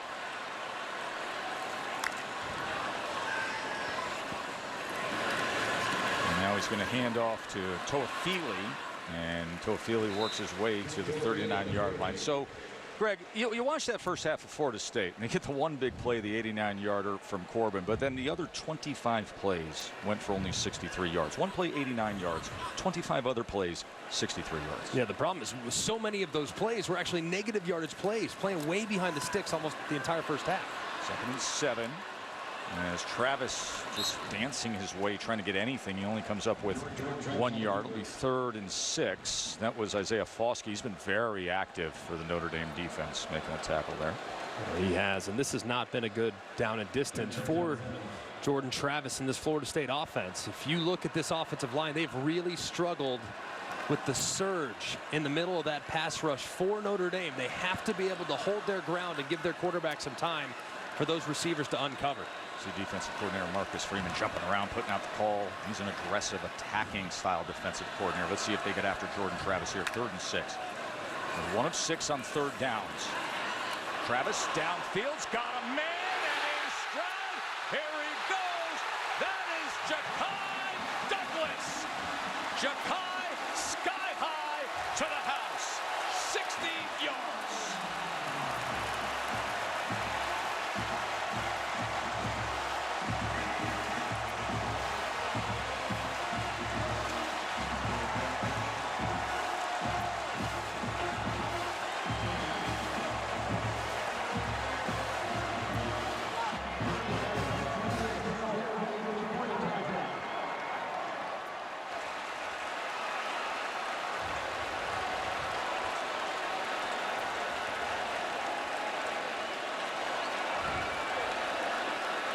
Bad snap.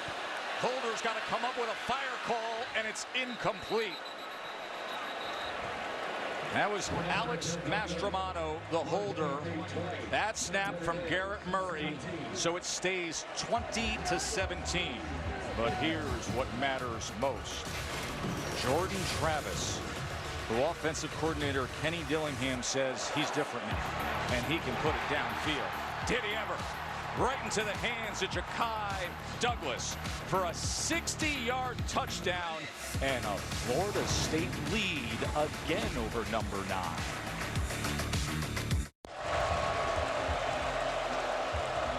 Joe Brink and Katie back here in Tallahassee.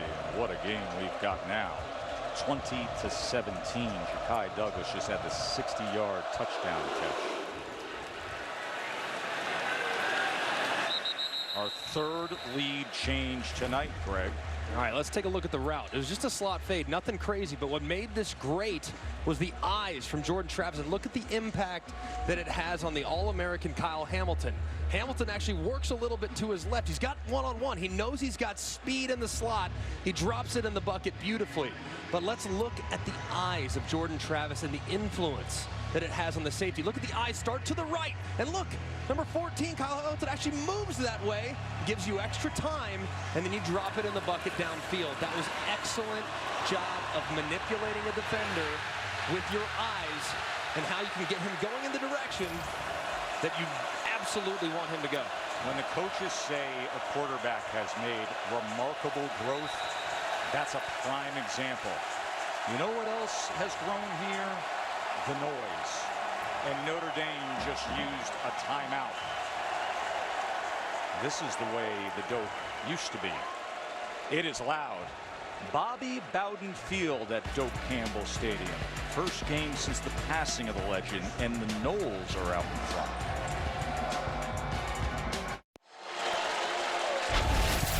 Greg, you up for the Capital One rewarding performance? I am. Take it away. How about Jack Cohn in the start? First game as the starter for the Irish, and he has been very dialed in. Kind of shocking when I get at halftime and I look at his stats. He's 14 and 19 for 160 and 2 touchdowns. Has had a couple drops too.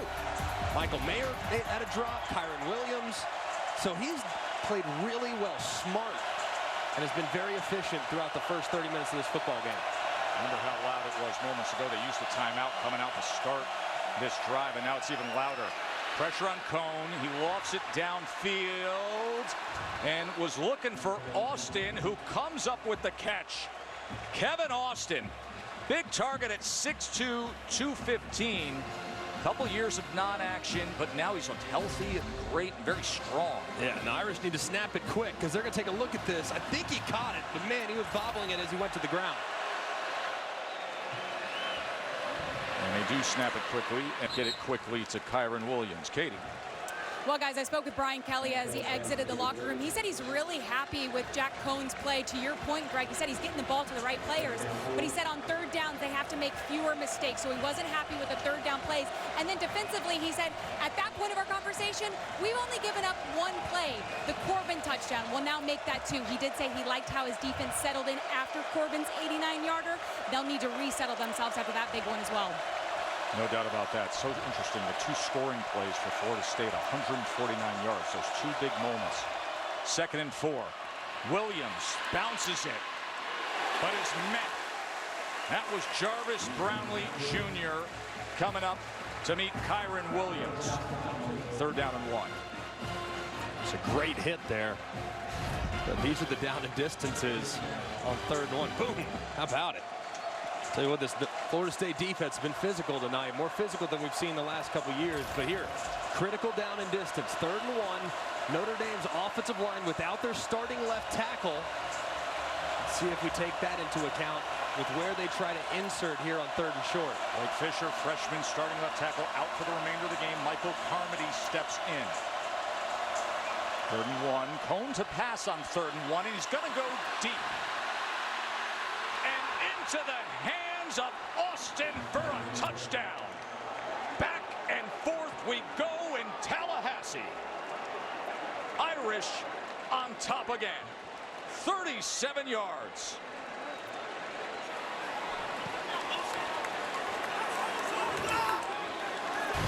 Jack, don't call me game manager, Cohn with 2 beautiful deep balls on that drive. How about the catch there from Kevin Austin? But my goodness, the quarterback dropping it in the bucket perfectly. What an answer from Notre Dame after the great first drive from Florida State. Only took 4 plays and 75 yards. Kevin Austin is a guy who they felt would break out. And he's had a choppy career. He was suspended his entire sophomore year. And then last year had a foot injury and missed just about all of last year. But so many around the program, you talk to coaches, you talk to those who are around the program day in, day out, they say, hey, this may be the most improved player, and he's always had the physical traits, the ability, and now you see it coming together, and what a weapon he could be for the Irish this season. And it would be huge if he can come along and get to the point where he's a true alpha dog out there, because you already know you have difference makers at tight end. Michael Mayer's as good as there is in college football in the passing game, contributing as a tight end. But then you couple that with Kyren Williams and how he can be utilized in the slot. And you get Tyree out there too with the big home run hitting threat potentially at running back. And then if you can bring along that wide receiver, that would be enormous. So man, it's been a great showing from Kevin Austin. Just got to keep the pedal pressed, because they're going to continue to see some man coverage from the Seminoles.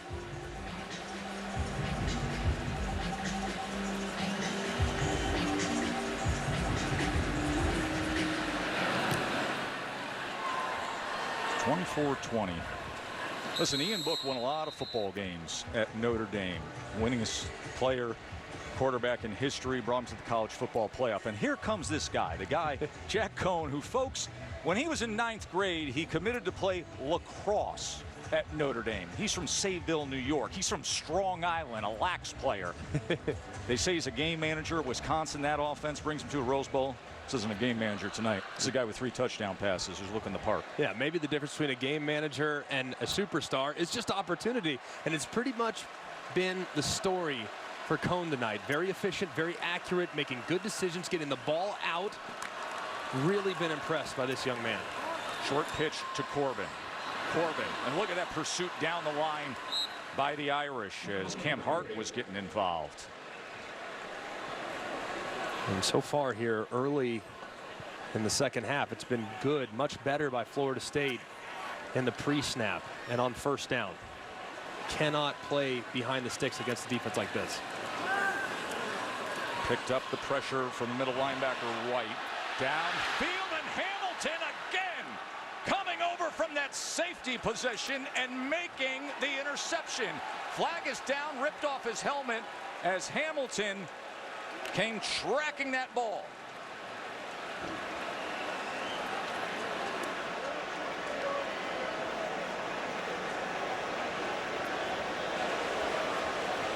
Rolling on the field is an interception by Notre Dame. After the play, unsportsmanlike conduct, number 14 of Notre Dame, for removing the helmet. That's a 15-yard penalty. That is his first unsportsmanlike conduct foul. Notre Dame's ball, first down. How about the All-American? He's on the far hash. He gets all the way to the opposite sideline. Look at the close. I mean, when the ball is in the air, he's on the near hash. Still has to go almost 20 yards to catch that football. Unbelievable. Look him turn on the jets and track it. Never loses sight of the football. Knows where he's at on the field. Make sure he drags the toes. This young man is a playmaker. What an unbelievable job by the safety. 2 interceptions tonight from the first team preseason All-America. Kyle Hamilton. He's got 7 in his career now. Brian Kelly simply refers to him as the eraser in the middle of that defense backfield. That's ridiculous right there. I mean, easy with the comparisons, right? But that's Ed Reed style. Like Ed Reed used to pick passes off from the opposite hash. That does not happen very often. That was an unbelievable play. You just mentioned Ed Reed. You just mentioned one of the greatest to ever play the position. And as Williams, he's taken down for a loss. Katie, you and I had a conversation with him a few nights ago where some big-time names did come up, didn't they? Yeah, they did. Greg, it's so funny you mentioned Ed Reed. I asked Kyle to build the perfect safety. Categories and selections were totally up to him. He said, for somebody who's incredibly athletic, I take Sean Taylor's athleticism, pair that with Tyrann Mathieu' instincts and feel for the game. He loves Jamal Adams' sideline-to-sideline speed, giving him the ability to cover so much ground. And he said, give me that Ed Reed mentality. And right now, Jack Cohn is getting a big dose of the Florida State rush.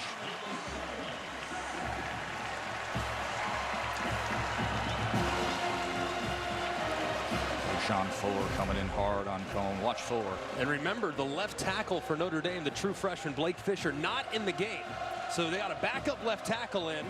He doesn't get wide enough. He doesn't leave his guard until the guy's almost by him. Laid off the ball. And Fuller's untouched around Carmody there. Can't happen. 3rd and 17 after the sack by Fuller. Cone sets up the screen to Williams on 3rd and 17, and Williams is breaking free. And look at the receivers blocking downfield. Explosive play for the Irish on 3rd and 17. Just an unbelievably great call from Tommy Rees. As you see the screen, Florida State brings pressure. That's exactly what you want. As soon as those blitzers are coming, you just buy a little time as a quarterback. You float it right over their head, and there is not a single Seminole player in the position to make a play. Excellent call there by the offensive coordinator, Tommy Rees. 55 yards from Kyron Williams. What did BK say about Cone being calming, being a calming presence? And Tommy Rees, he's developed such a great relationship with Tommy Rees. There he is, the 29-year-old offensive coordinator. It's a false start on Notre Dame. The former starting quarterback, of course. You talk about season openers. Tommy actually has the record for passing yards in a season opener for the Irish. He had 346 against Temple 8 years ago. Cone right now has got 287. But they've developed a wonderful relationship. It's so relatable, everything Tommy's been through, and then Jack comes into the program and has to deal with these unique pressures. And gets it to the outside, and that is Austin, and Austin makes a cut to the inside and has a first down. It'll be 1st and goal Notre Dame. Greg, you blink, and you go from 3rd and 17 to 1st and goal. Amazing. All about big plays and the big play potential of this offense.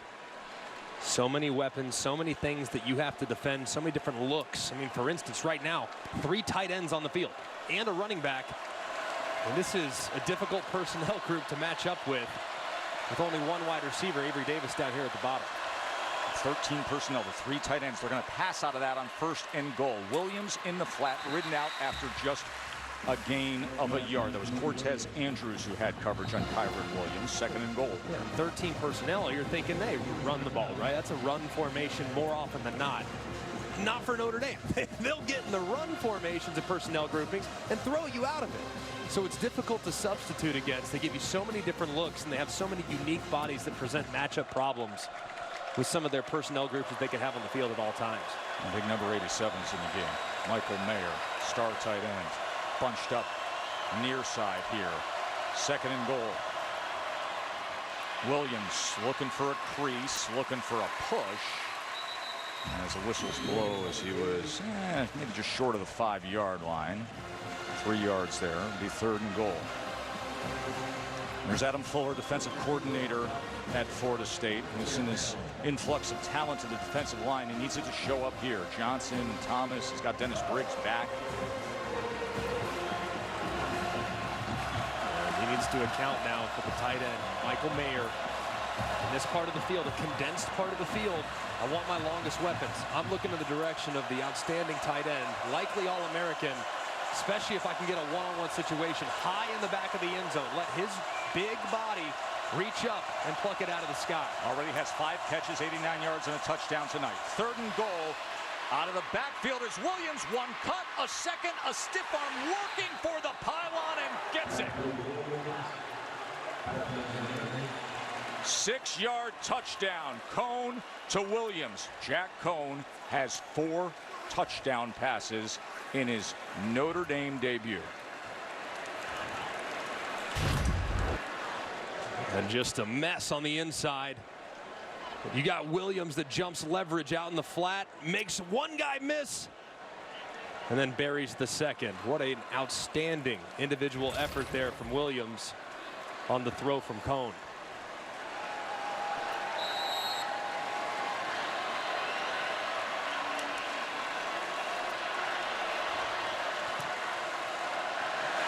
Sidewinder of an extra point goes through. It is an 11-point lead for the Irish.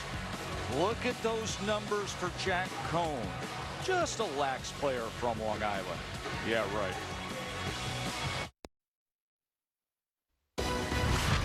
Capital One's Sunday night kickoff on ABC is brought to you by DoorDash. Get more from your neighborhood. Hot, humid night in Tallahassee. And I'll tell you what else is hot. That Notre Dame passing attack with Jack Cohn. He's 21 of 26. He's gone for 311 and 4 touchdowns.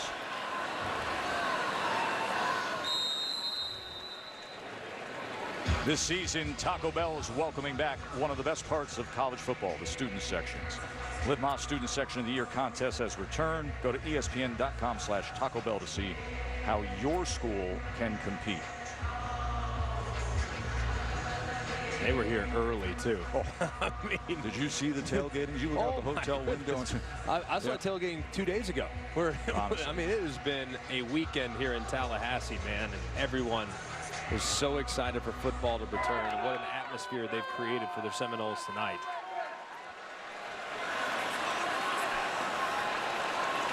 Need to answer, though. Jordan Travis trying to find something, trying to move that pocket because he has been chased down time and again. They got to find some methodical things that he's comfortable with, whether it's quick game, a hitch here, a little short pass here. I thought we'd see more of the quick game tonight. I'm really surprised with by Wilson. I'm really surprised. And granted, hey, they're going against a very aggressive defense that wants to play a lot of man coverage. It's going to get up in your face and challenge your wide receivers. But I think they need to get a little bit more in the passing game for him that he's comfortable with to keep him in rhythm, because right now just doesn't have a whole lot of rhythm to the passing game. We're going to get a direct snap here to Jay-Sean Corbin as Travis split out. Corbin patiently waiting for something, and then he turns the corner and goes ahead to the 30-yard line. Corbin had the 89-yard touchdown run. They had 2 scoring plays. They got the 89-yard touchdown run and the 60-yard touchdown run. So that's 149 yards of their 222 total yards. And this might be something that they stick with for here for a couple minutes. This position group, this wildcat that they're trying to run, puts you in a bind defensively. 3rd and 5. Corbin again.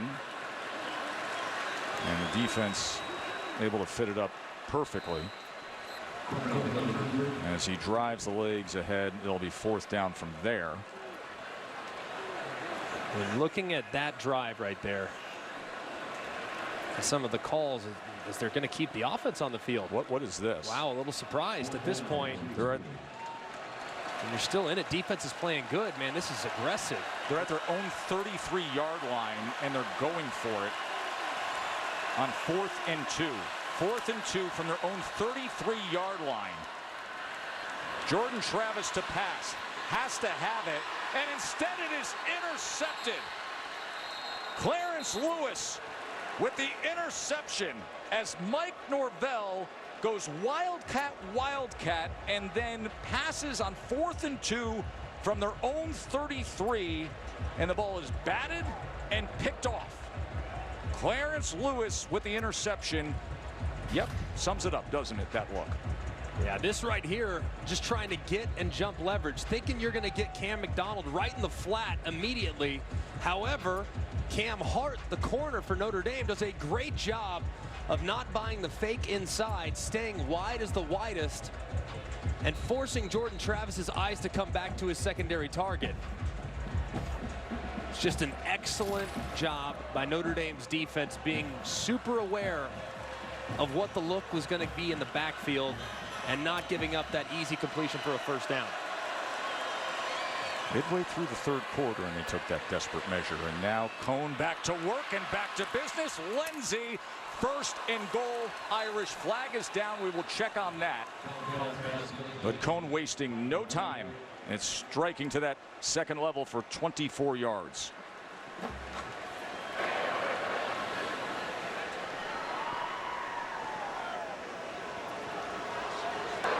Personal foul, face mask number 23, defense.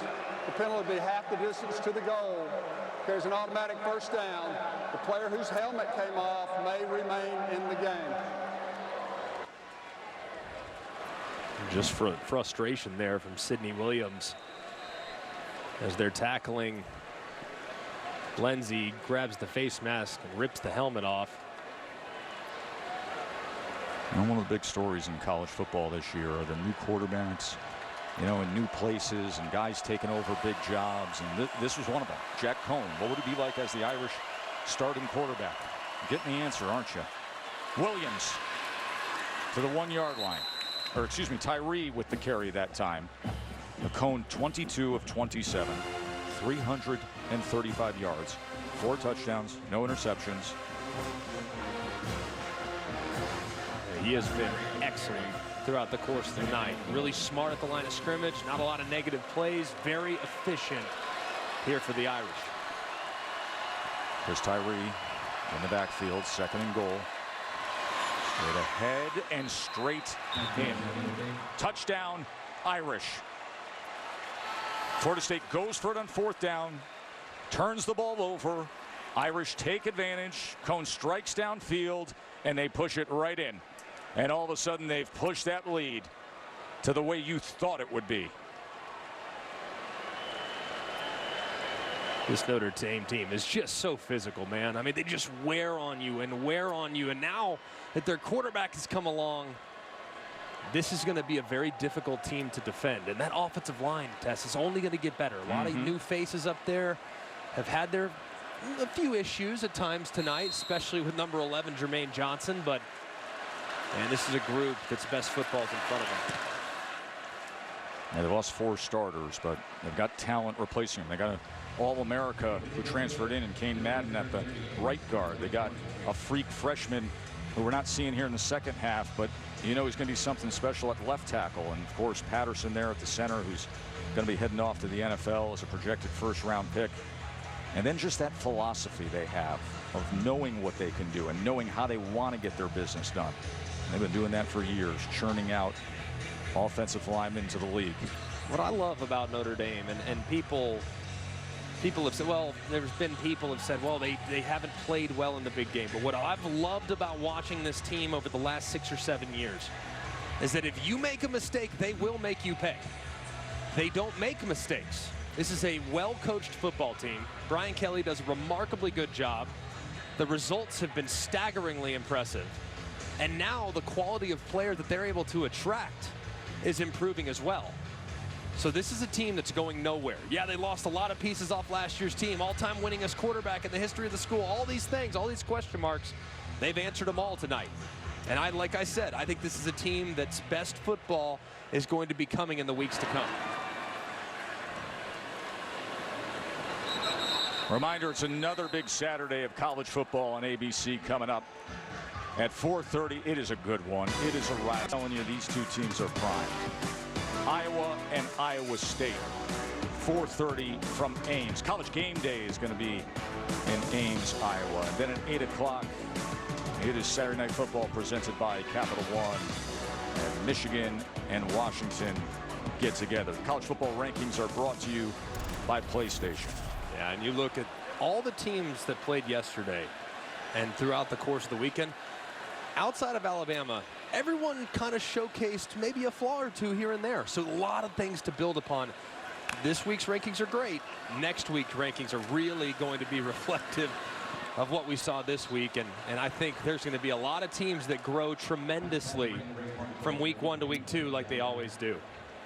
Well, let me tell you something. You look at those rankings, and listen, you see a win out of Oklahoma. Can we give a little credit to Tulane and the effort they put forth? And you know, they were so spirited. I listened to Spencer Rattler after that game, one of the Heisman favorites, the quarterback. He said Tulane was the hardest hitting team I've ever played. And those Tulane players, they were playing for a lot. Folks back home in Louisiana, they've been through so much in recent weeks. There's the catch downfield from Keyshawn Helton, but you know, Tulane players are saying we got to be tough like our people back home in Louisiana. That's how they played yesterday against Oklahoma. Yeah, Willie Fritz is an excellent coach, man, and built a program there that will fight you every single week. Got to give them a lot of credit. Gave Oklahoma all they wanted and some more. 17 yards, Travis to Helton. First down for Florida State.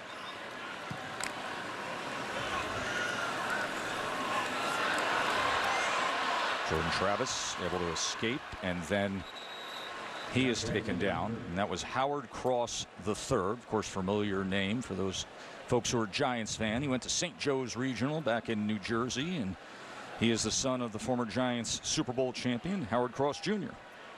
He's an impressive young man. A little undersized, but really quick. He's like, I mean, really quick. Not quite Aaron Donald, but similar in his size. Here's Trayshawn Ward. And now all of a sudden Florida State's finding a little something on offense when they're down 18.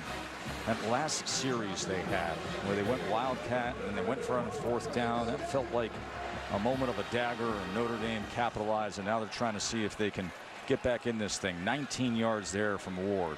And Notre Dame only 3 defensive linemen on the field, so expect Florida State to try to challenge them in the run game.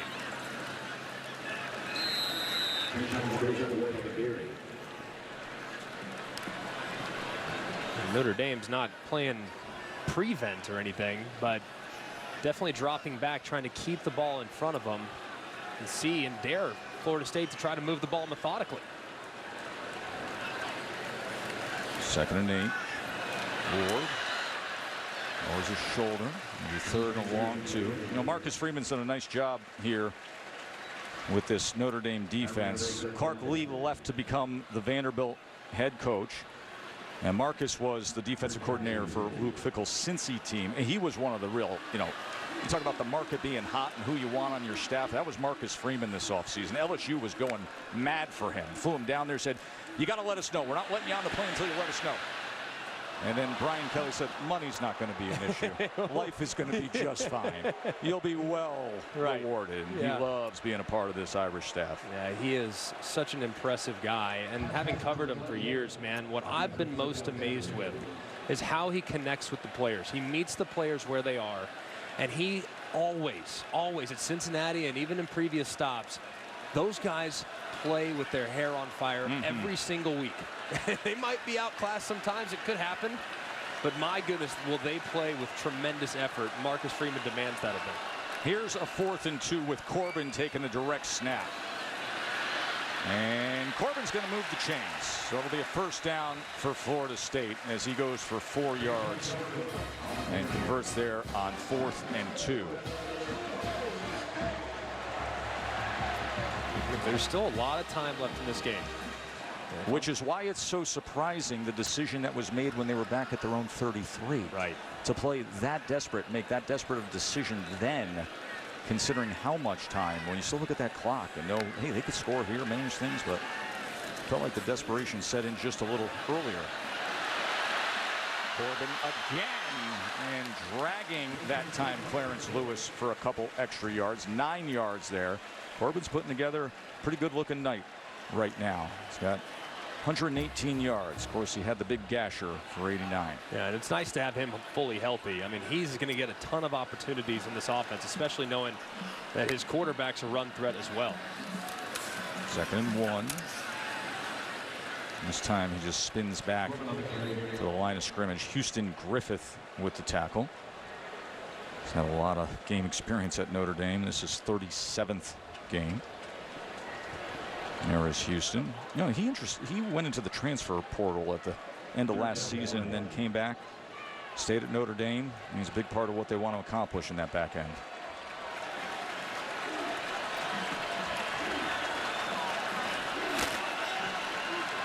If I'm Florida State, I'm just running the ball right now, man. 3 defensive linemen on the field, just challenge them. Run the rock. 3rd and 1, they will do that, and in doing so, they will have another 1st down. What I'm trying to figure out, George Travis has had a couple nice moments tonight, but for the most part, he's been pretty erratic in the passing game. If I'm Marcus Freeman, I understand the circumstances of the game. I don't want to give up any more big plays. But the one thing Florida State can do is run the ball. Why don't I have a more heavy run set up front defensively to try to take away what they do best? And they do it here with great results. It's going to be 1st and goal, Noles. Well, your point being proven true. 12 more yards there on the ground. Quickly to the line. 1st and goal. Jordan Travis, as he kept it himself, just tried to make it beyond that line. They're going to be knocking on the door when they start the 4th quarter. Try to cut into that Notre Dame lead when we come back. A third quarter that saw the Irish jump out with Jack Cohn leading the way. They're up 18 as it stands now. The Capital One Sunday night kickoff returns after this message and a word from our ABC stations.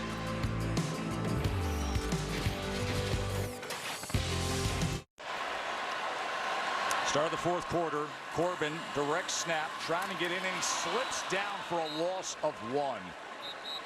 Joe, Greg, and Katie with you here. Mike Norvell, the frustration you can see there. They've been running the ball down, trailing by 18 against Notre Dame. Such a spirited effort to be in position. 4 lead changes, and then the Irish jumped out with 21 points in the third quarter. And now the 15th play of this long drive for the Noles, trying to cut into this lead. The question is here, do you run it now? I would run it. I mean, I don't necessarily trust Jordan Travis's underneath accuracy. An orbit motion with Helton, and then the flag comes in. Snap infraction, number 51, offense. 5-yard penalty, third down. That is just a killer. It is. I mean, can't happen. Absolutely can't happen at that part of the field. You have it at one point just a couple plays ago. You're sitting at the 1-yard line, and now you've gone backwards consecutive plays, and then you, of course, now find yourself in a very difficult 3rd and goal situation from the 8, where the windows are extremely tight. 3rd and goal now from the 8 after the penalty. And a timeout is used by the Notre Dame defense. They have 1 timeout remaining. Bavion Johnson, who's the center there, who the penalty was on, he's the backup center. Maurice Smith, who is a freshman All-America, he's been dealing with a back injury. Reminder that this excellent opening weekend of college football, it continues tomorrow night. Chick-fil-A kickoff game, Louisville and Ole Miss. Reese and Kirk and Molly will be on the call from Atlanta. First meeting between Louisville and Ole Miss. And listen, if you didn't pay attention last year, Ole Miss, Matt Corral, he can sling it. And this is the guy who was voted preseason first-team All-SEC quarterback. You know what the offense is that Kiffin and the guys run there, but the stats from last season down the stretch, I mean, look what Matt Corral did. I mean, amazing. And Elijah Moore, how will they replace him at slot receiver now with the Jets? So it's going to be a different looking offense for Ole Miss, but still a ton of firepower. 3rd and goal. They bring pressure up the middle. Travis escapes somehow, looks to the end zone, and gets it. Touchdown to Andrew Parchment. Jordan Travis in that athleticism to stay alive. And then Andrew Parchment worked his way open, and the transfer from Kansas gets the touchdown. Well, all-out pressure from Notre Dame defensively, trying to bring 3 guys internally. And the one guy that was supposed to be unblocked doesn't get home. Great job by Jordan Travis getting back out the back door. And how about Parchment, the transfer from Kansas, bodying up the defensive back and making a play. 2-point attempt to try to make it a 10-point game. Travis, they swing it. Helton, and gets in. Keyshawn Helton. So Florida State, the touchdown to Parchment, 2-point success with Helton, and we've got a 10-point game here in Tallahassee. Big drive from the Seminoles, taking advantage of that light look that Notre Dame was giving them along the defensive line, saying, hey man, if you're just going to have 3 D linemen on the field, we're going to run it right down the field. And that's exactly what Florida State did. It was a great job, too, by their young quarterback in a difficult spot on 3rd and goal from the 7 or 8. Running around, buying some time, and allowing his receiver to uncover. Just a great answer from Florida State when things were starting to get away from them. That was a great drive. I mean, give credit to all parts of that offense. They were running the ball well. Big number 75, Dylan Gibbons, in that offensive line was doing their job against his former teammates. Gibbons played at Notre Dame. 29 games there, and then transferred to Florida State. He's been a big part of what they've been able to do. 10-point game.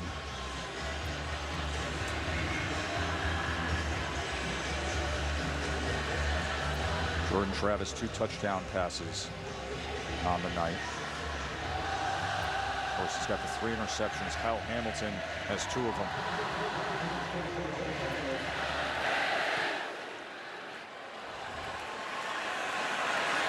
And I told you we had an interesting story on Dylan Gibbons. Katie?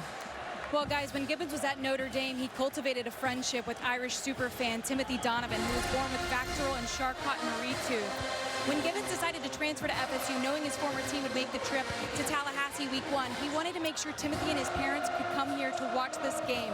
Travel for Timothy is difficult and expensive, so as soon as NIL was passed, Gibbons created a GoFundMe page, Take Timothy to Tally. Immediately, both fan bases jumped to support this endeavor. To date, Gibbons' efforts have raised over $51,000, not only covering the cost of this trip, but some of Timothy's medical expenses as well. Gibbons created a full itinerary for the Donovan family that included a pizza party with the Florida State football program. Timothy, his parents, Paula and Tim Sr., are in the stands tonight. Katie, I just love the story. And Greg, let me say this.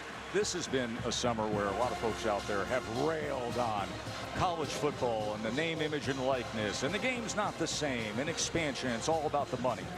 Hey, here's a great example of what the game is, of how football matters, of how a young man sees it the right way and wants to help others. Yeah, it's amazing and just so cool that they've been able to cultivate that friendship. And it's amazing. It's amazing to see that thing blossom.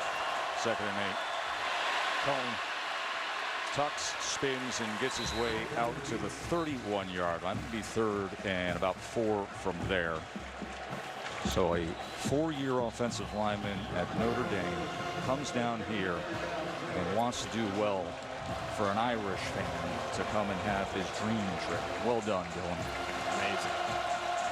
Critical down and distance here for Jack Cone. 3rd and 4. Got to get a first down as the momentum has certainly moved in the direction of the Seminoles. Can the Noles get a stop? Cone. And he goes to Mayer, and it's a first down for the Irish. Love that design. Just a simple bunch formation. I have my best weapon, receiving weapon that is, lined up in that bunch. And I just run basically a little wide hitch. Big old body, threw it right on his numbers. He falls down for the conversion. Just a nice design there from Tommy Rees. Good execution from the quarterback at tight end.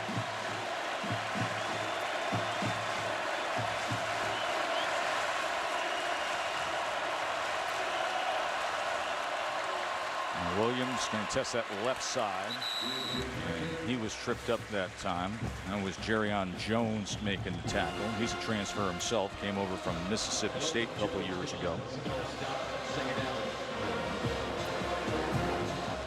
They need to go back at some point. A little misdirection. Maybe a bootleg. They had a nice one a little while ago on the last drive to Braden Lenzy. I think they can get back to that at some point, because Florida State is really flying to the football, so some misdirection could catch them off guard. Penalty flag comes down as Williams goes down because of DJ Lundy knifing in.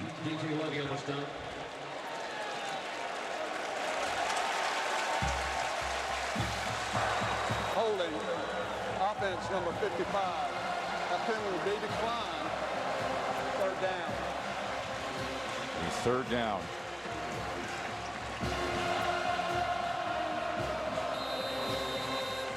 That sound echoes throughout the night and gets louder on 3rd downs. 341 yards for Cone. 5 more yards, and it's the record in a Notre Dame season opener. It's his 29-year-old offensive coordinator who currently holds the record. 3rd and 10. Cone. Great pursuit by the Noles. Sidney Williams was there to track him. And they will be hunting away. Florida State only down 10 with over 10 minutes to play.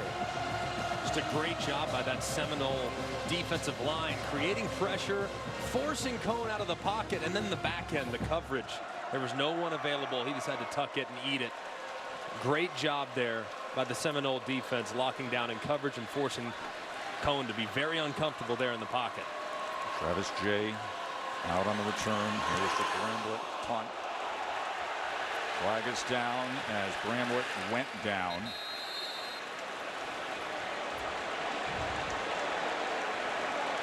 And definitely a lot of contact on Bramblett. Ja'Kai Douglas was in on special teams. He had the 60-yard touchdown earlier. Just a matter of, is it a 5 or a 15? It's 4th and 9. Keep that in mind.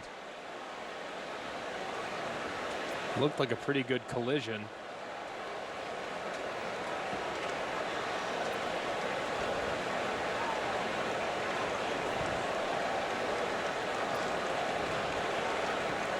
And that's the snapper. So well, they had 5 block kicks last year. Remember, that was their thing.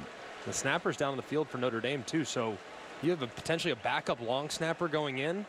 It was Milk Vinson who was down on the ground. Michael Milk Vinson. Let's take a look one more time. Tess, you're the special teams guy. Is that a 5 or a 15? I don't know. Looks like a lot of contact. Yeah, I mean, listen, the punter's exposed with his leg fully up in the extension. Let's bring in John Perry. Joe, if the kicking foot is what is contacted, with the kicking foot up, it's 5. If it's the plant leg as it's coming down, it's 15. This, I believe, is contact to the kicking leg, which will be a 5-yard penalty for running, not roughing. Let's see. Kicking leg fully extended, contact there, and then spins around. And you see Brian Kelly, clearly it's looking like it's going to be a 5 based on his reaction. He is beside himself.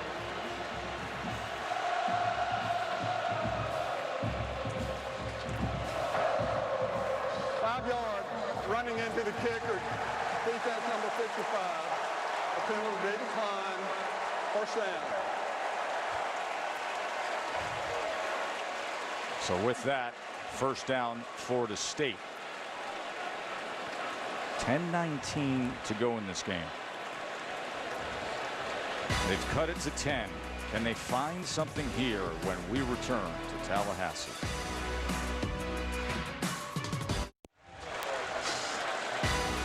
Got a good one here as you're watching the ACC on ESPN. Joe, Greg, and Katie, 38-28. Number 9, Notre Dame of Florida State's been fighting all night long. Notre Dame has won 8 straight road games against ACC opponents.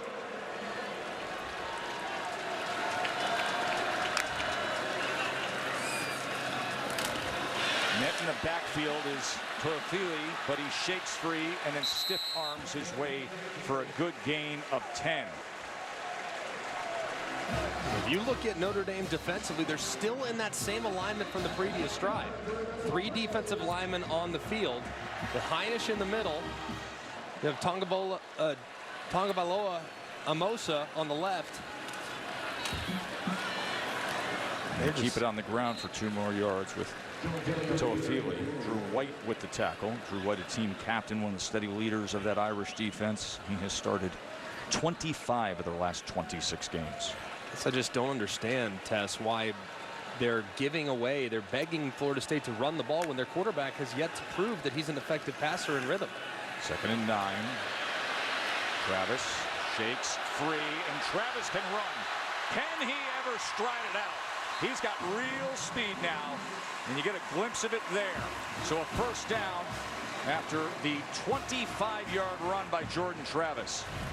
Here's a view from our AT&T 5G Skycam as you see the left side of the defensive line, number 57, Ademilola.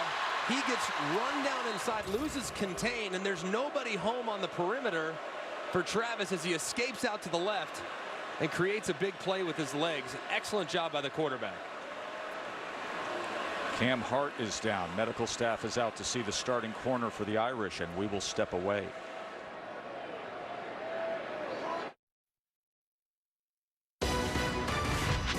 Capital One Sunday Night Kickoff on ABC is brought to you by Capital One. What's in your wallet? Some great images from this weekend. How about Penn State and Wisconsin? That was a gritty game. And Oklahoma having to hold off Tulane, and then Christopher Smith and that pick six with Georgia against Clemson. That was a game that was just filled with such emotion. This game has had these ebbs and flows of emotion. I think Florida State's handling it so much better than they have in recent years. Yeah, Mike Norvell, so that's the biggest difference, is our team can handle the highs and the lows so much better than they used to be able to. Pressure off the edge, and it gets to Jordan Travis. They came with the blitz, the safety blitz with Houston Griffith. And Travis got to go pick up his hat. So which means Mackenzie Milton is going to come onto the field. 2 years away from football, recovering from the devastating knee injury after his amazing career at UCF. Transferred here, one of the most incredible comeback stories that the sport has seen. Catastrophic knee injury that he suffered in November of 2018, and now he comes into the game here. Mackenzie Milton to pass. Welcome back to college football, Mackenzie Milton. Was a top 10 Heisman finisher in 2017 and 2018. Suffered the catastrophic knee injury. There was nerve damage, there was artery damage. His surgeon said it's a miracle that he would walk without pain. He's playing in this game right now.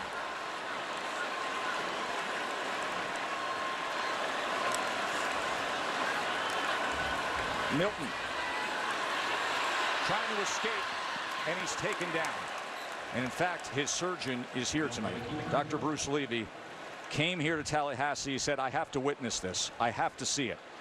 Saying, I'm not saying it's impossible, but I'm not aware of anyone who has done what Mackenzie has done. They had to have 3 surgical teams to get him back to be able to do this.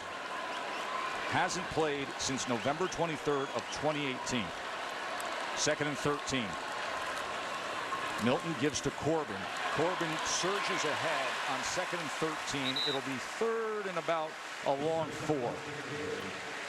And Mackenzie Milton, interesting that he's staying in, as Jordan Travis obviously had his helmet knocked off, had to come out for one play, but Mackenzie's dealing a hot hand. 3rd and 5. Gives to Corbin. It's going to be a first down for the Noles. A guy who passed for 8,600 yards, 72 touchdowns, was one of the most dynamic players. Didn't know if he would ever even be able to take part in athletics again, let alone get back to this level of college football. Quickly gets it to the outside in good pursuit as Douglas was swarmed. That was DJ Brown with the tackle. Coming up on 7 minutes to play, Noles trailing by 10. And every time Florida State throws it against this look defensively on 1st and 10, I kind of scratch my head, because Notre Dame, with the personnel they have on the field, is just begging you to run the football. Let's see if they get back to it here on 2nd and long. Former star at UCF now comes into the game here in the 4th quarter for Florida State. 2nd and 12. Milton going to get it to Corbin. And Corbin tried to turn the corner. It'll be 3rd down with 6.5 minutes to play. Just a yard there. Right here, Mackenzie Milton, veteran players, played a ton of football. It's been a while, but has played a ton of football. Got to be thinking about looking in the direction of a guy that you got to trust, and that's number 6, Keyshawn Helton. He's down here in the slot.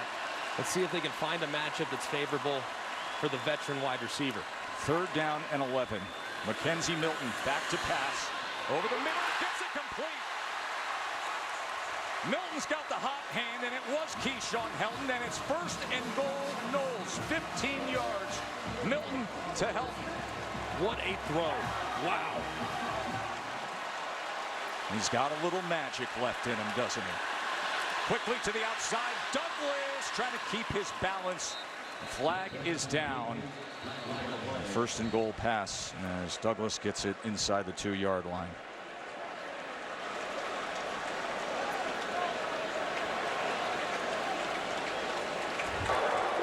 substitution. Defense had 12 men on the field. After this is to the goal. First down. Let's go back to that throw that Mackenzie Milton made. He gets hit too. Welcome back to college football, Mackenzie Milton. But he was unfazed by it. How about this? Look at the throw over the linebacker in perfect stride, and his receiver makes a play. Just an unbelievable play there from Mackenzie Milton. We're going to go Wildcat here. Milton comes out to the near side. Ward's going to take the direct snap. Ward gets to the outside and gets in. What do we have here in Tallahassee?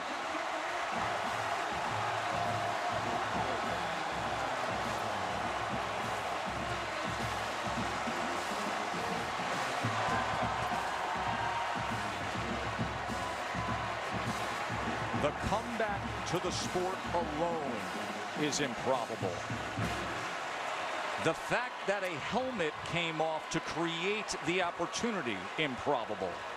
And Mackenzie Milton coming into the game to do that?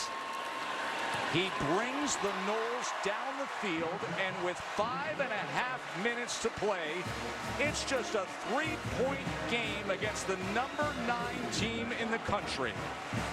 Don't go anywhere.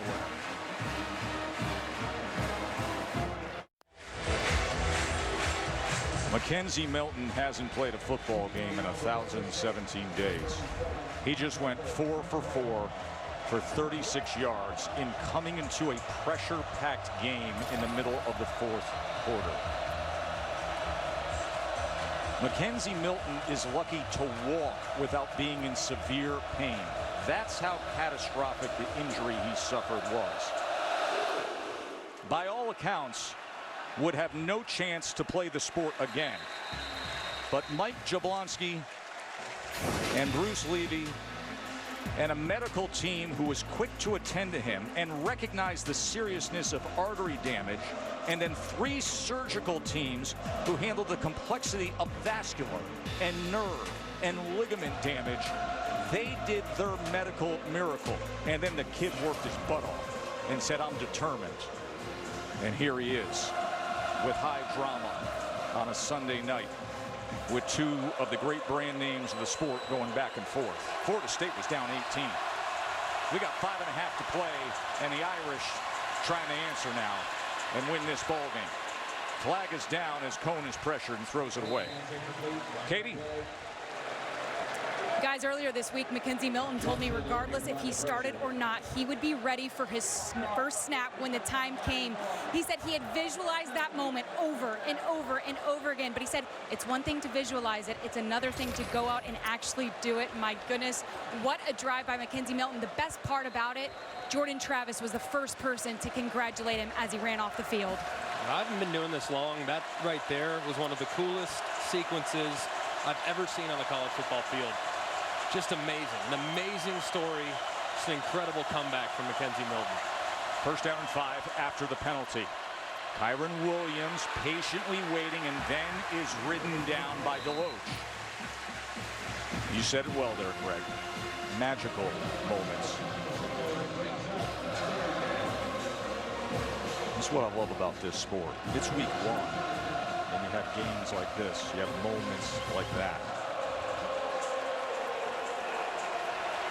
2nd and 4, Cohn to pass with time to the outside, but a little too far outside of his great target, Michael Mayer. And now it is 3rd down and 4, and let's just have you listen to what it sounds like when this place, Doak-Campbell Stadium, is back to full capacity on a critical 3rd down.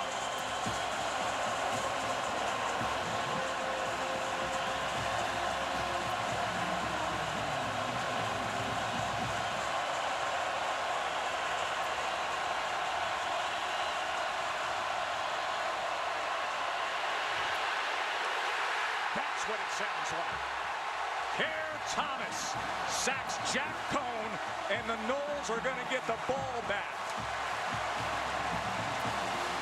4th sack of the night from this reinvented Florida State defensive line.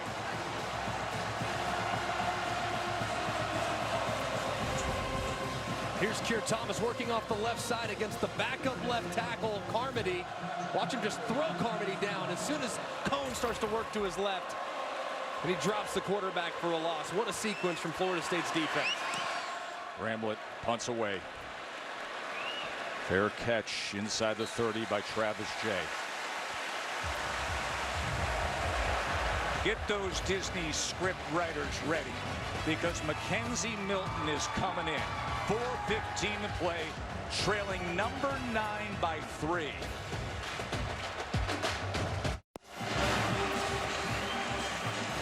Teresa and Mark Milton are watching their son, who they thought most likely will never play the sport again after the catastrophic right knee injury he suffered in November of 2018. But here's Mackenzie, who came into the game and has the Noles within 3 now. Corbin takes it ahead on first down. 3 timeouts remain for Florida State. Momentum with Florida State. Look at mom. She is holding on her husband. She has been crying just watching her son get back to this point. Mackenzie gives to Corbin. Corbin to the edge. A stiff arm for Drew White. They'll be 3rd and short. Obvious at this point, don't have to go for it, but knowing that Mike Norvell went for it just a little over a quarter ago, I wouldn't be surprised if this was 4-down territory here. He went for it on 4th and 2 from his own 33-yard line halfway through the 3rd quarter. 3rd down and 2.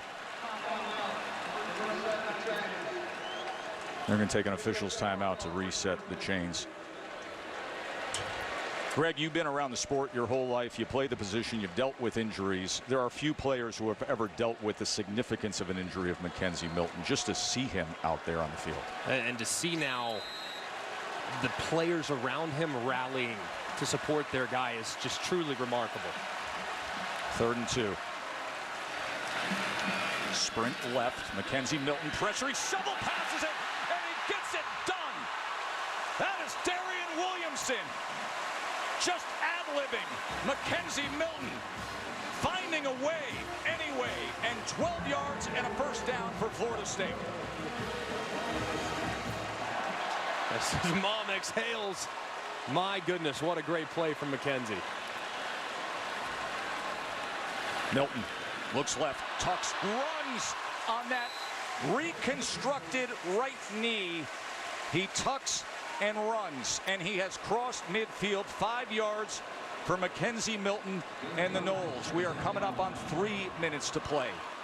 So much poise from Mackenzie Milton. That's 2 plays in a row in which the player wasn't there to throw it to immediately, but he waited and he made a good decision with the ball in his hands. 2nd and 5. Ward, look at that. Getting those pads low, driving the legs, moving the chains, and this is really unique. Listen, you got a packed house again. It gets so quiet when Mackenzie gets behind center there. And they wait to see what the result would be, and it's been nothing but magic. He's 5 for 5 for 48 yards and moving this team, the upset-minded Noles, down the field against the number 9 team in the country. Ward bounces it to the outside, and here he goes. And it's another first down for Florida State. 12 yards there for Trayshawn Ward. This Notre Dame defense is on their heels, man. Linebackers are trying to fit inside, and the running backs moving to the outside. Florida State is just a step ahead of the Irish on every single snap. Florida State was down by 18. Mackenzie Milton. Pressure off the edge, and he gets around it. Fakes the throw, beats a man, and then goes down. Look at his mother, Teresa. Can you imagine her heart rate right now as she watches this? 2 years removed from the sport, 1,017 days. Surgeons from the Mayo Clinic say he's a medical miracle to be able to even practice. 2nd and 6. Toafili, he is taken down. Great pursuit that time. Down the line, Cam Hart comes up. and makes the tackle. It's getting to the point now where you start to think about the clock. Of course, right now, Notre Dame only one timeout remaining.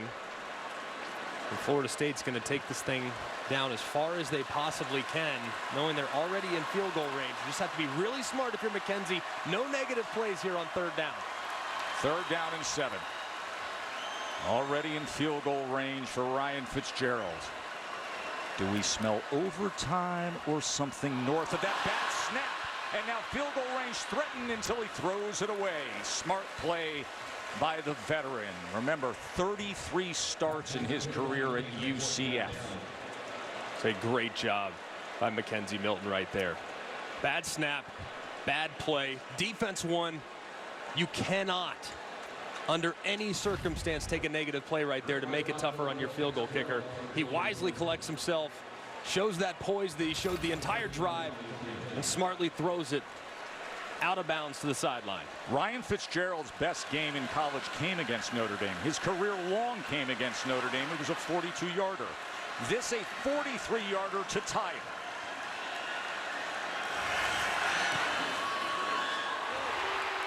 And he does.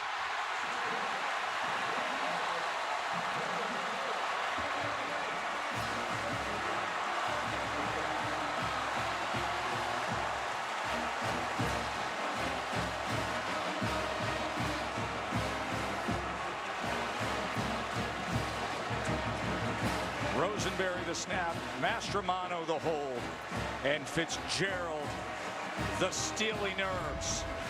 Career long for him against a top 10 team in prime time.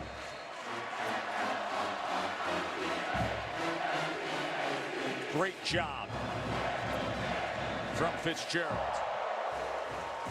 And up there in the stands, in this packed house at Doak-Campbell, the family who came from Hawaii, moved to Florida, and now made the drive to Tallahassee to see if their son would get in the game. Well, he did, and he's been nearly flawless. And all of a sudden, from 18 points down, we've got Notre Dame and Florida State tied up at 38.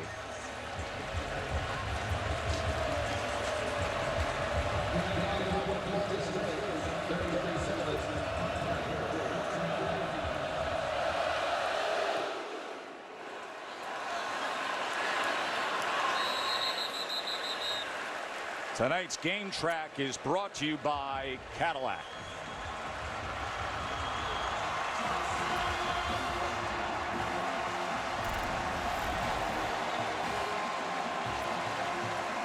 Jack Cohn, his Irish debut. He's been tracking towards an A+. We just haven't said his name much because it's been the great comeback of McKenzie Milton. But 341 yards and 4 touchdowns. He's 5 yards away from setting the record for passing yards in a Notre Dame season opener. Biggest thing for him in the Irish offense right now, get the drive started. The first play is the most important play by far in a 2-minute operation. Got to have something positive here. Cohn. They have 1 timeout remaining as he gets it to Mayer, who is ridden down immediately after making the catch. As Jamie Robinson, the transfer from South Carolina. Jonathan Dorr, the kicker for Notre Dame, his career long is 52 yards. Did that in 2019 against USC. See if they can get him in position.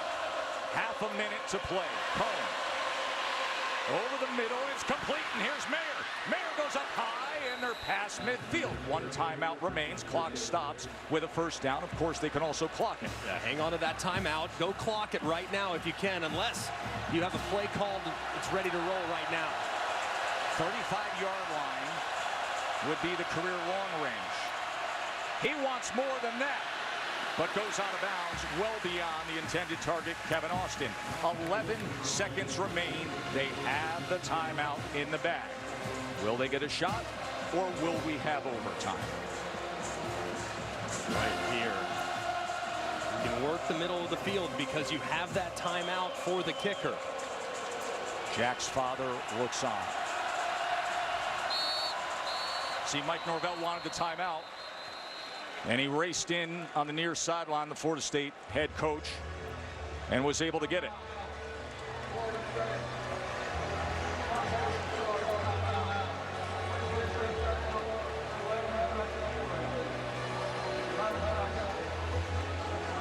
Something just felt a little different tonight, didn't it?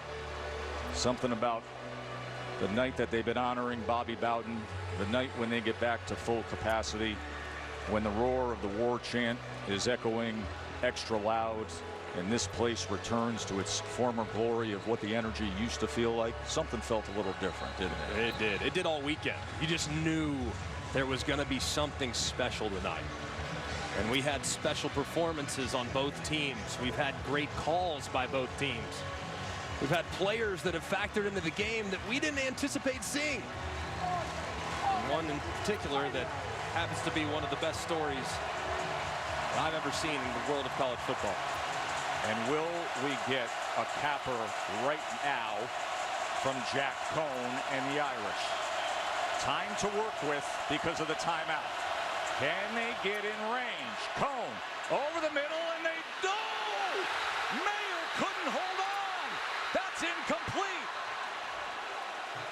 Notre Dame was that close to being in position to have a game-winning kick opportunity, and Michael Mayer could not hang on as he turned the corner. Oh my goodness, you had the matchup you wanted. You had Michael Mayer working against Jamie Robinson. Man coverage, and he puts it right where it needs to go. Now it's going to come down to a Hail Mary. But my goodness, that's one right there. You have the guy that you want, the target that you want. The ball placement was superb. And unfortunately, the sure-handed tight end couldn't bring it in. Notre Dame exhausts that last timeout. Speaking of exhausted, the right arms of Florida State fans all night long, and it has served them well.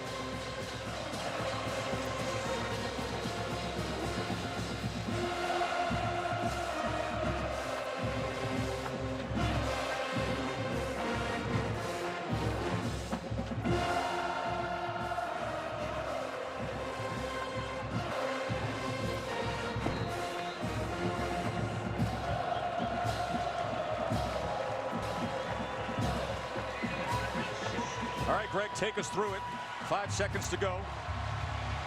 Ball's on the 49-yard line. You got to buy some time, especially where you're at on the field. So don't be afraid to retreat a little bit if you need to.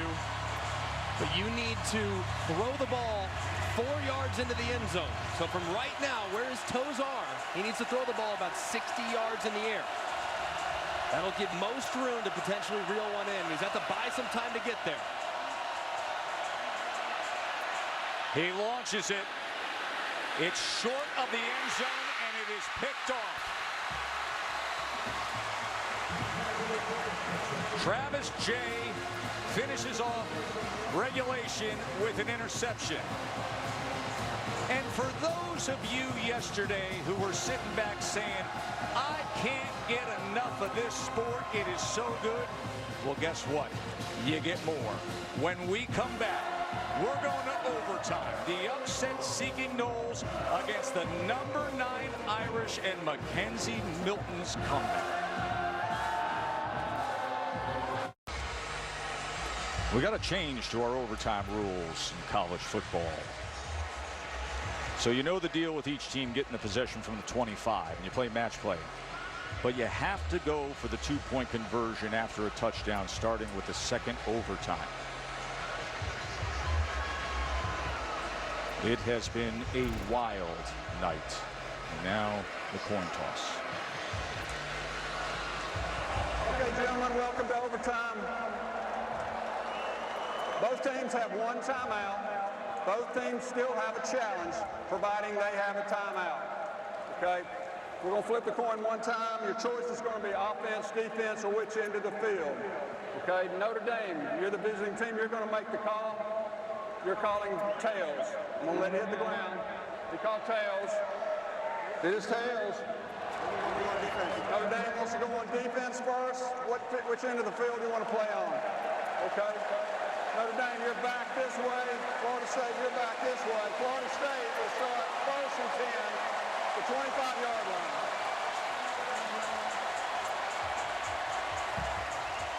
Big story tonight is the unexpected return of Mackenzie Milton. Came into the game because Jordan Travis's helmet came off, and then he did this.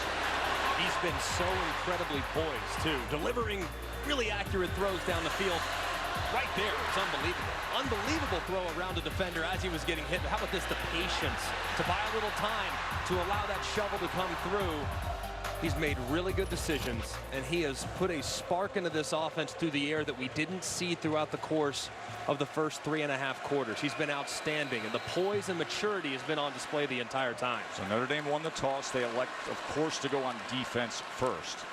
Milton and Corbin in the backfield. And straight ahead, as they have been committed to tonight, with Jayshon Corbin. He sparked things very early with the 89-yard touchdown. And he has gone for 130 yards tonight and 2 touchdowns. And so far, Florida State offensively really has had everything they've wanted in the 4th quarter. Running it and throwing it with Mackenzie at quarterback. 2nd and 6. Corbin again. And he is driven back this time. It's going to be 3rd down for Mackenzie Milton and Noles. Good job that time by Foskey. Plays that viper position for Notre Dame. Jack Cohn anxiously awaits his turn. Dylan Gibbons is down injured. Dylan Gibbons, the former Notre Dame player who Katie told us that incredible story of his big heart and the GoFundMe fund help young Timothy Donovan, who suffers from a rare medical condition. And Timothy is here at Doak-Campbell Stadium tonight because of Dylan's efforts. And there is Timothy. Heartwarming story. They developed a relationship when Timothy, a huge Notre Dame fan, Dylan was playing for the Irish as an outstanding young man, and he said, I want to take care of him. I want him to come see me and see this great game.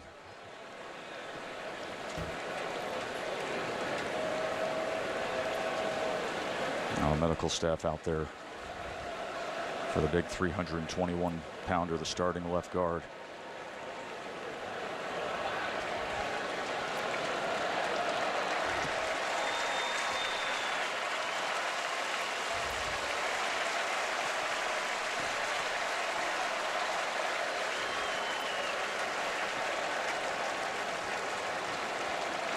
It'll be a 3rd down and 4 when they get back to business.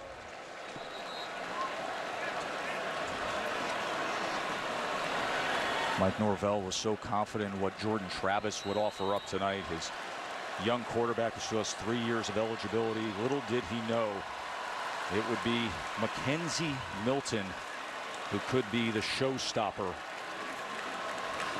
3rd down and 4. Watch for pressure from Notre Dame. They bring heat. Milton loses the ball and then has to fall on it, but he does so well past the 30-yard line. J.D. Bertrand came surging in to make a big play for the Irish.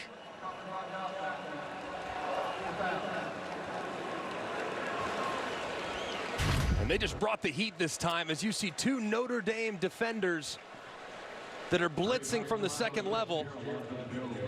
As Bertrand's able to get home unblocked, forcing Mackenzie Milton to a very uncomfortable situation. Mackenzie unfortunately making this field goal much more difficult with the lost yardage play. Now a 50-yarder for Fitzgerald because of that play. 50-yard attempt, Ryan Fitzgerald. And wave that off.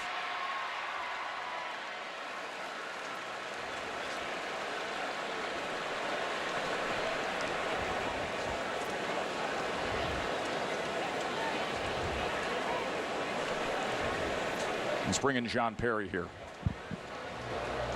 Timeout. Florida State. Florida State is challenging the ruling on the field of a fumble. John, they're challenging the ruling on the field previously of a fumble on that 3rd down. Yeah, the hand's going forward. Is the ball in control as the hand goes forward to potentially create an incomplete pass, which would then impact where the ball's kicked from. Oh, it'd shave off a good amount of distance. Right. All right, well, let you be the judge here, John. And the ruling was a fumble. Overtime. The tight ones go to you, Joe. I don't think he touched this ball. I like it as an incomplete pass. Do you really? I do. The hand is going forward with control, and he doesn't tuck it enough to consider it as a fumble. The ball does not get back to the body. Yeah, you see it in his hand as it's moving forward, and it just has to go forward just a little bit. See right there, moving forward, still very much in Mackenzie Milton's hand. So I'm with you, John. I think this is an incomplete pass. Right, and the key here, make it an incomplete pass, come back to the previous spot, which now makes that field goal much shorter. Good challenge.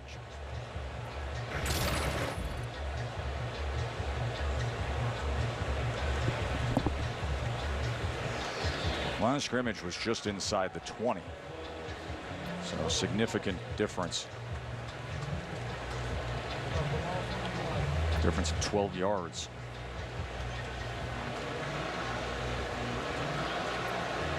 Ruling on the field as it was a fumble that backed it up to the 32-yard line, causing it to be a 50-yard field goal attempt pending. Mike Norvell says, hold on a second, we think that's an incomplete pass. And make it about a 38-yard field goal attempt. Fitzgerald, of course, hit the 43-yarder to get us to this place. And they are walking it back. After further review,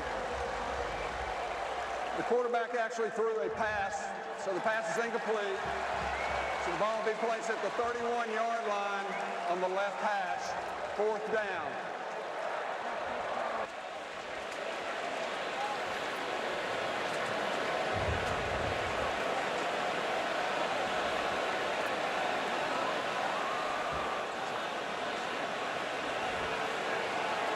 That, John, I don't believe that's the right spot and mark of that ball at all.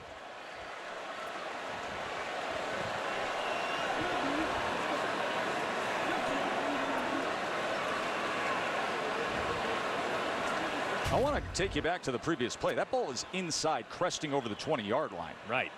So with an incomplete pass, of course, it should go back to the original spot. As ACC officials, led by Jeff Flanagan, are going to need to clean this up. And now they do. You got to make that the 19.5-yard line. There you go. Had such a good night. Let's get that right.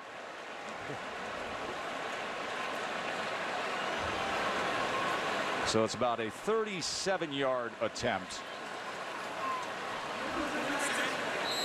Murray snapping, Mastromano holding, and Fitzgerald. See if he can give Florida State a lead here in the first overtime. 37-yard attempt is no good. And the door is wide open for the Irish.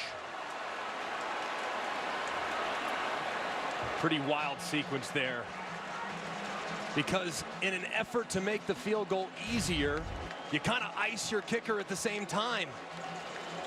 And as a result, that ball drifts just the littlest bit left. Struck well end over end, just a little bit off target. Disappointment there for the Florida State sideline. Brian Kelly, he's trying to close in on history. He's 3 wins away from tying the record of Newt Rockne. That's the school's all-time winningest coach. This has been quite the push the boulder up the hill night to get to win 103 if his grad student transfer quarterback Jack Cohn and this offense can deliver here. Cohn has passed for 367 yards. That is now the all-time season opener passing record in Irish history. What a debut.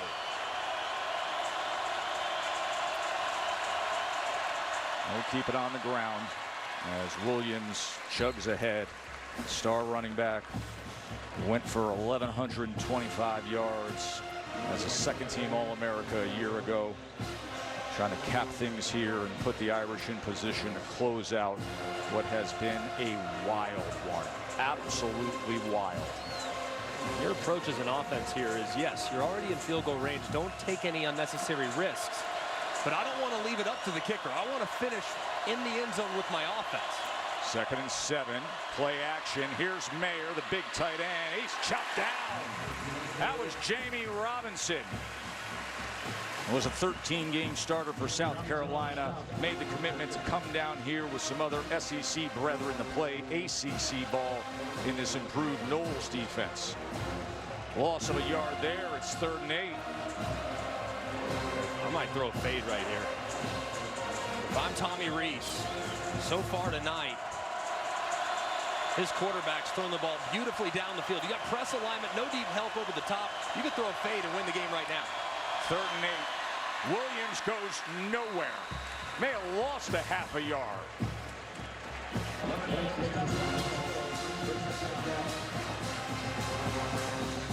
And now here comes the field goal unit for Notre Dame to win it. Jay Bramlett will be holding. Michael Milk Vincent will be snapping. And Jonathan Dorr for the win from 41 yards out.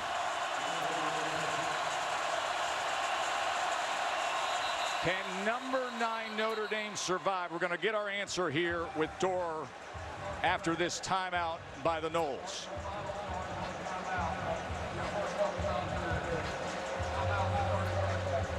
Florida State had those epic 3 drives.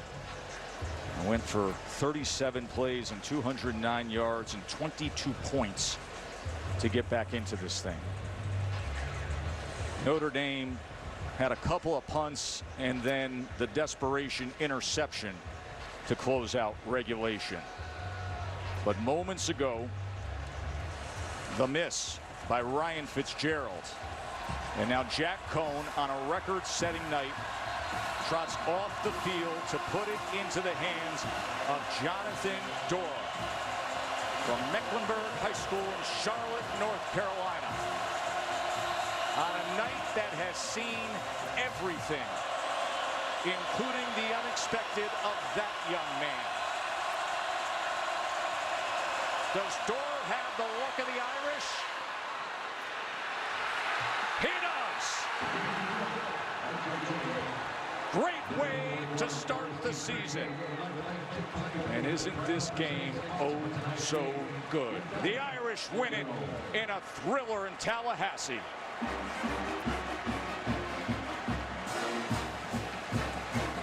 How much do you love ball? Amazing. How much do you love ball? It's the best. It is the best. Every single week, it's the best. I love college football. Jack Cohn's a record setter. Florida State's a different kind of team. It's going to be fun watching them. 18 fourth quarter points to get it to overtime, but in the end, the Irish play to their talent level and win it. Here's Katie with Coach.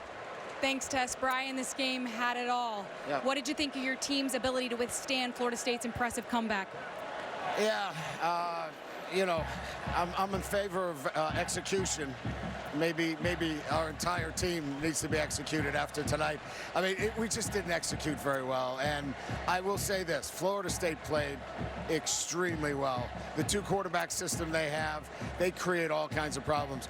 We've got some work to do. I like our team. I like our players. I love their commitment and the way they fought, and we're gritty, but we got a lot of work to do. It's nice to go back and do the work after a win. It was hard. It's a tough environment to play. Mike's done a great job of getting this team playing back. They're skilled, they're fast, they're athletic. And like I said, the 2 quarterback system they have gave us fits. But we hung in there, and we made the play that we needed to in overtime. You dipped into the transfer portal to bring Jack Cohn to South Bend. What did you think of his first game? Yeah, I thought he did a nice job. There's a lot of learning there. And I think, you know, to put 41 on, in his first performance. That's pretty good. We got to clean up some things on offense, certainly. We lost some guys tonight that challenged our depth. But clearly, the big plays have to be eliminated on defense. And we've got to execute a little bit better on third down. We had too many third down situations, and we got that lull there in the fourth quarter. Look, it's the first game. We're happy we got the victory, but if we want to be a playoff team and compete for a championship, we got to get a lot better, and we got to get a lot better soon. I appreciate your time. Congratulations. Thanks. Tess. Well, for those who know their football history and trivia, way back in the 70s when the Tampa Bay Buccaneers wore those creamsicle uniforms, John McKay, who had some of the great quotes, was the head coach of those dismal Buccaneers, and he was once asked what he thought of his team's execution, and he said, "I'm in favor of it." BK, great historian of the game, but let me tell you something. His team is good, real good. They just had a feisty fighter opposite them tonight, but in the end, Jack Cohn and the Irish are on top. Katie, the guy with 366 yards and 4 touchdowns, that Jack Cohn. Yeah, that Jack Cohn. Take me through what's going through your mind when Dork kicks it through the uprights. Man, just an unbelievable kick. Unbelievable night here. Winning on the road is always tough, and it's just so special to come out with a victory. This is your first game in this new uniform. What was this experience like for you? It quickly became a thriller. Yeah, it's unbelievable. I mean, it doesn't even feel real to be out here wearing this jersey with this group of guys around me. And, to get a win like this, I mean, it's just a dream come true. You dream of playing in places like this. This is just an iconic place, and to get a win like that is truly amazing. Coach Kelly said there's certainly a lot of things to work on both sides. You put your team in a position to win. What did you think of your defense's ability to resettle in and get that stop when it was needed most? Yeah, they did an unbelievable job. It's all about coming through in the big moments. And, when the game was on the line, they came through and got a stop for us. And, we owe it to them. Congratulations. Thank you so much. Thank you. Tess. That was one of the question marks, right? What would this team look like replacing Ian Book? What do you think of this Notre Dame team after seeing them tonight? I was impressed with how they weathered the storm, man. I mean, it was getting to the point, especially there in the fourth quarter, where it felt like it was slipping away. They got too conservative, especially with their defensive plan. I think they got too conservative offensively, lost a lot of rhythm. They allowed Florida State to get back in the game. They can look at themselves and say, man, we got to change a lot from this week to next. But the fact that they didn't have their best stuff and still got a win on the road in a tough environment, it's big time. Overtime field goal by Dorr wins it for the Irish. For Katie George and Greg McElroy, I'm Joe Tessitore, asking you to have yourself a great night on what was a special night in Tallahassee. What a thriller. 41-38, the Irish come out of a tough-earned win.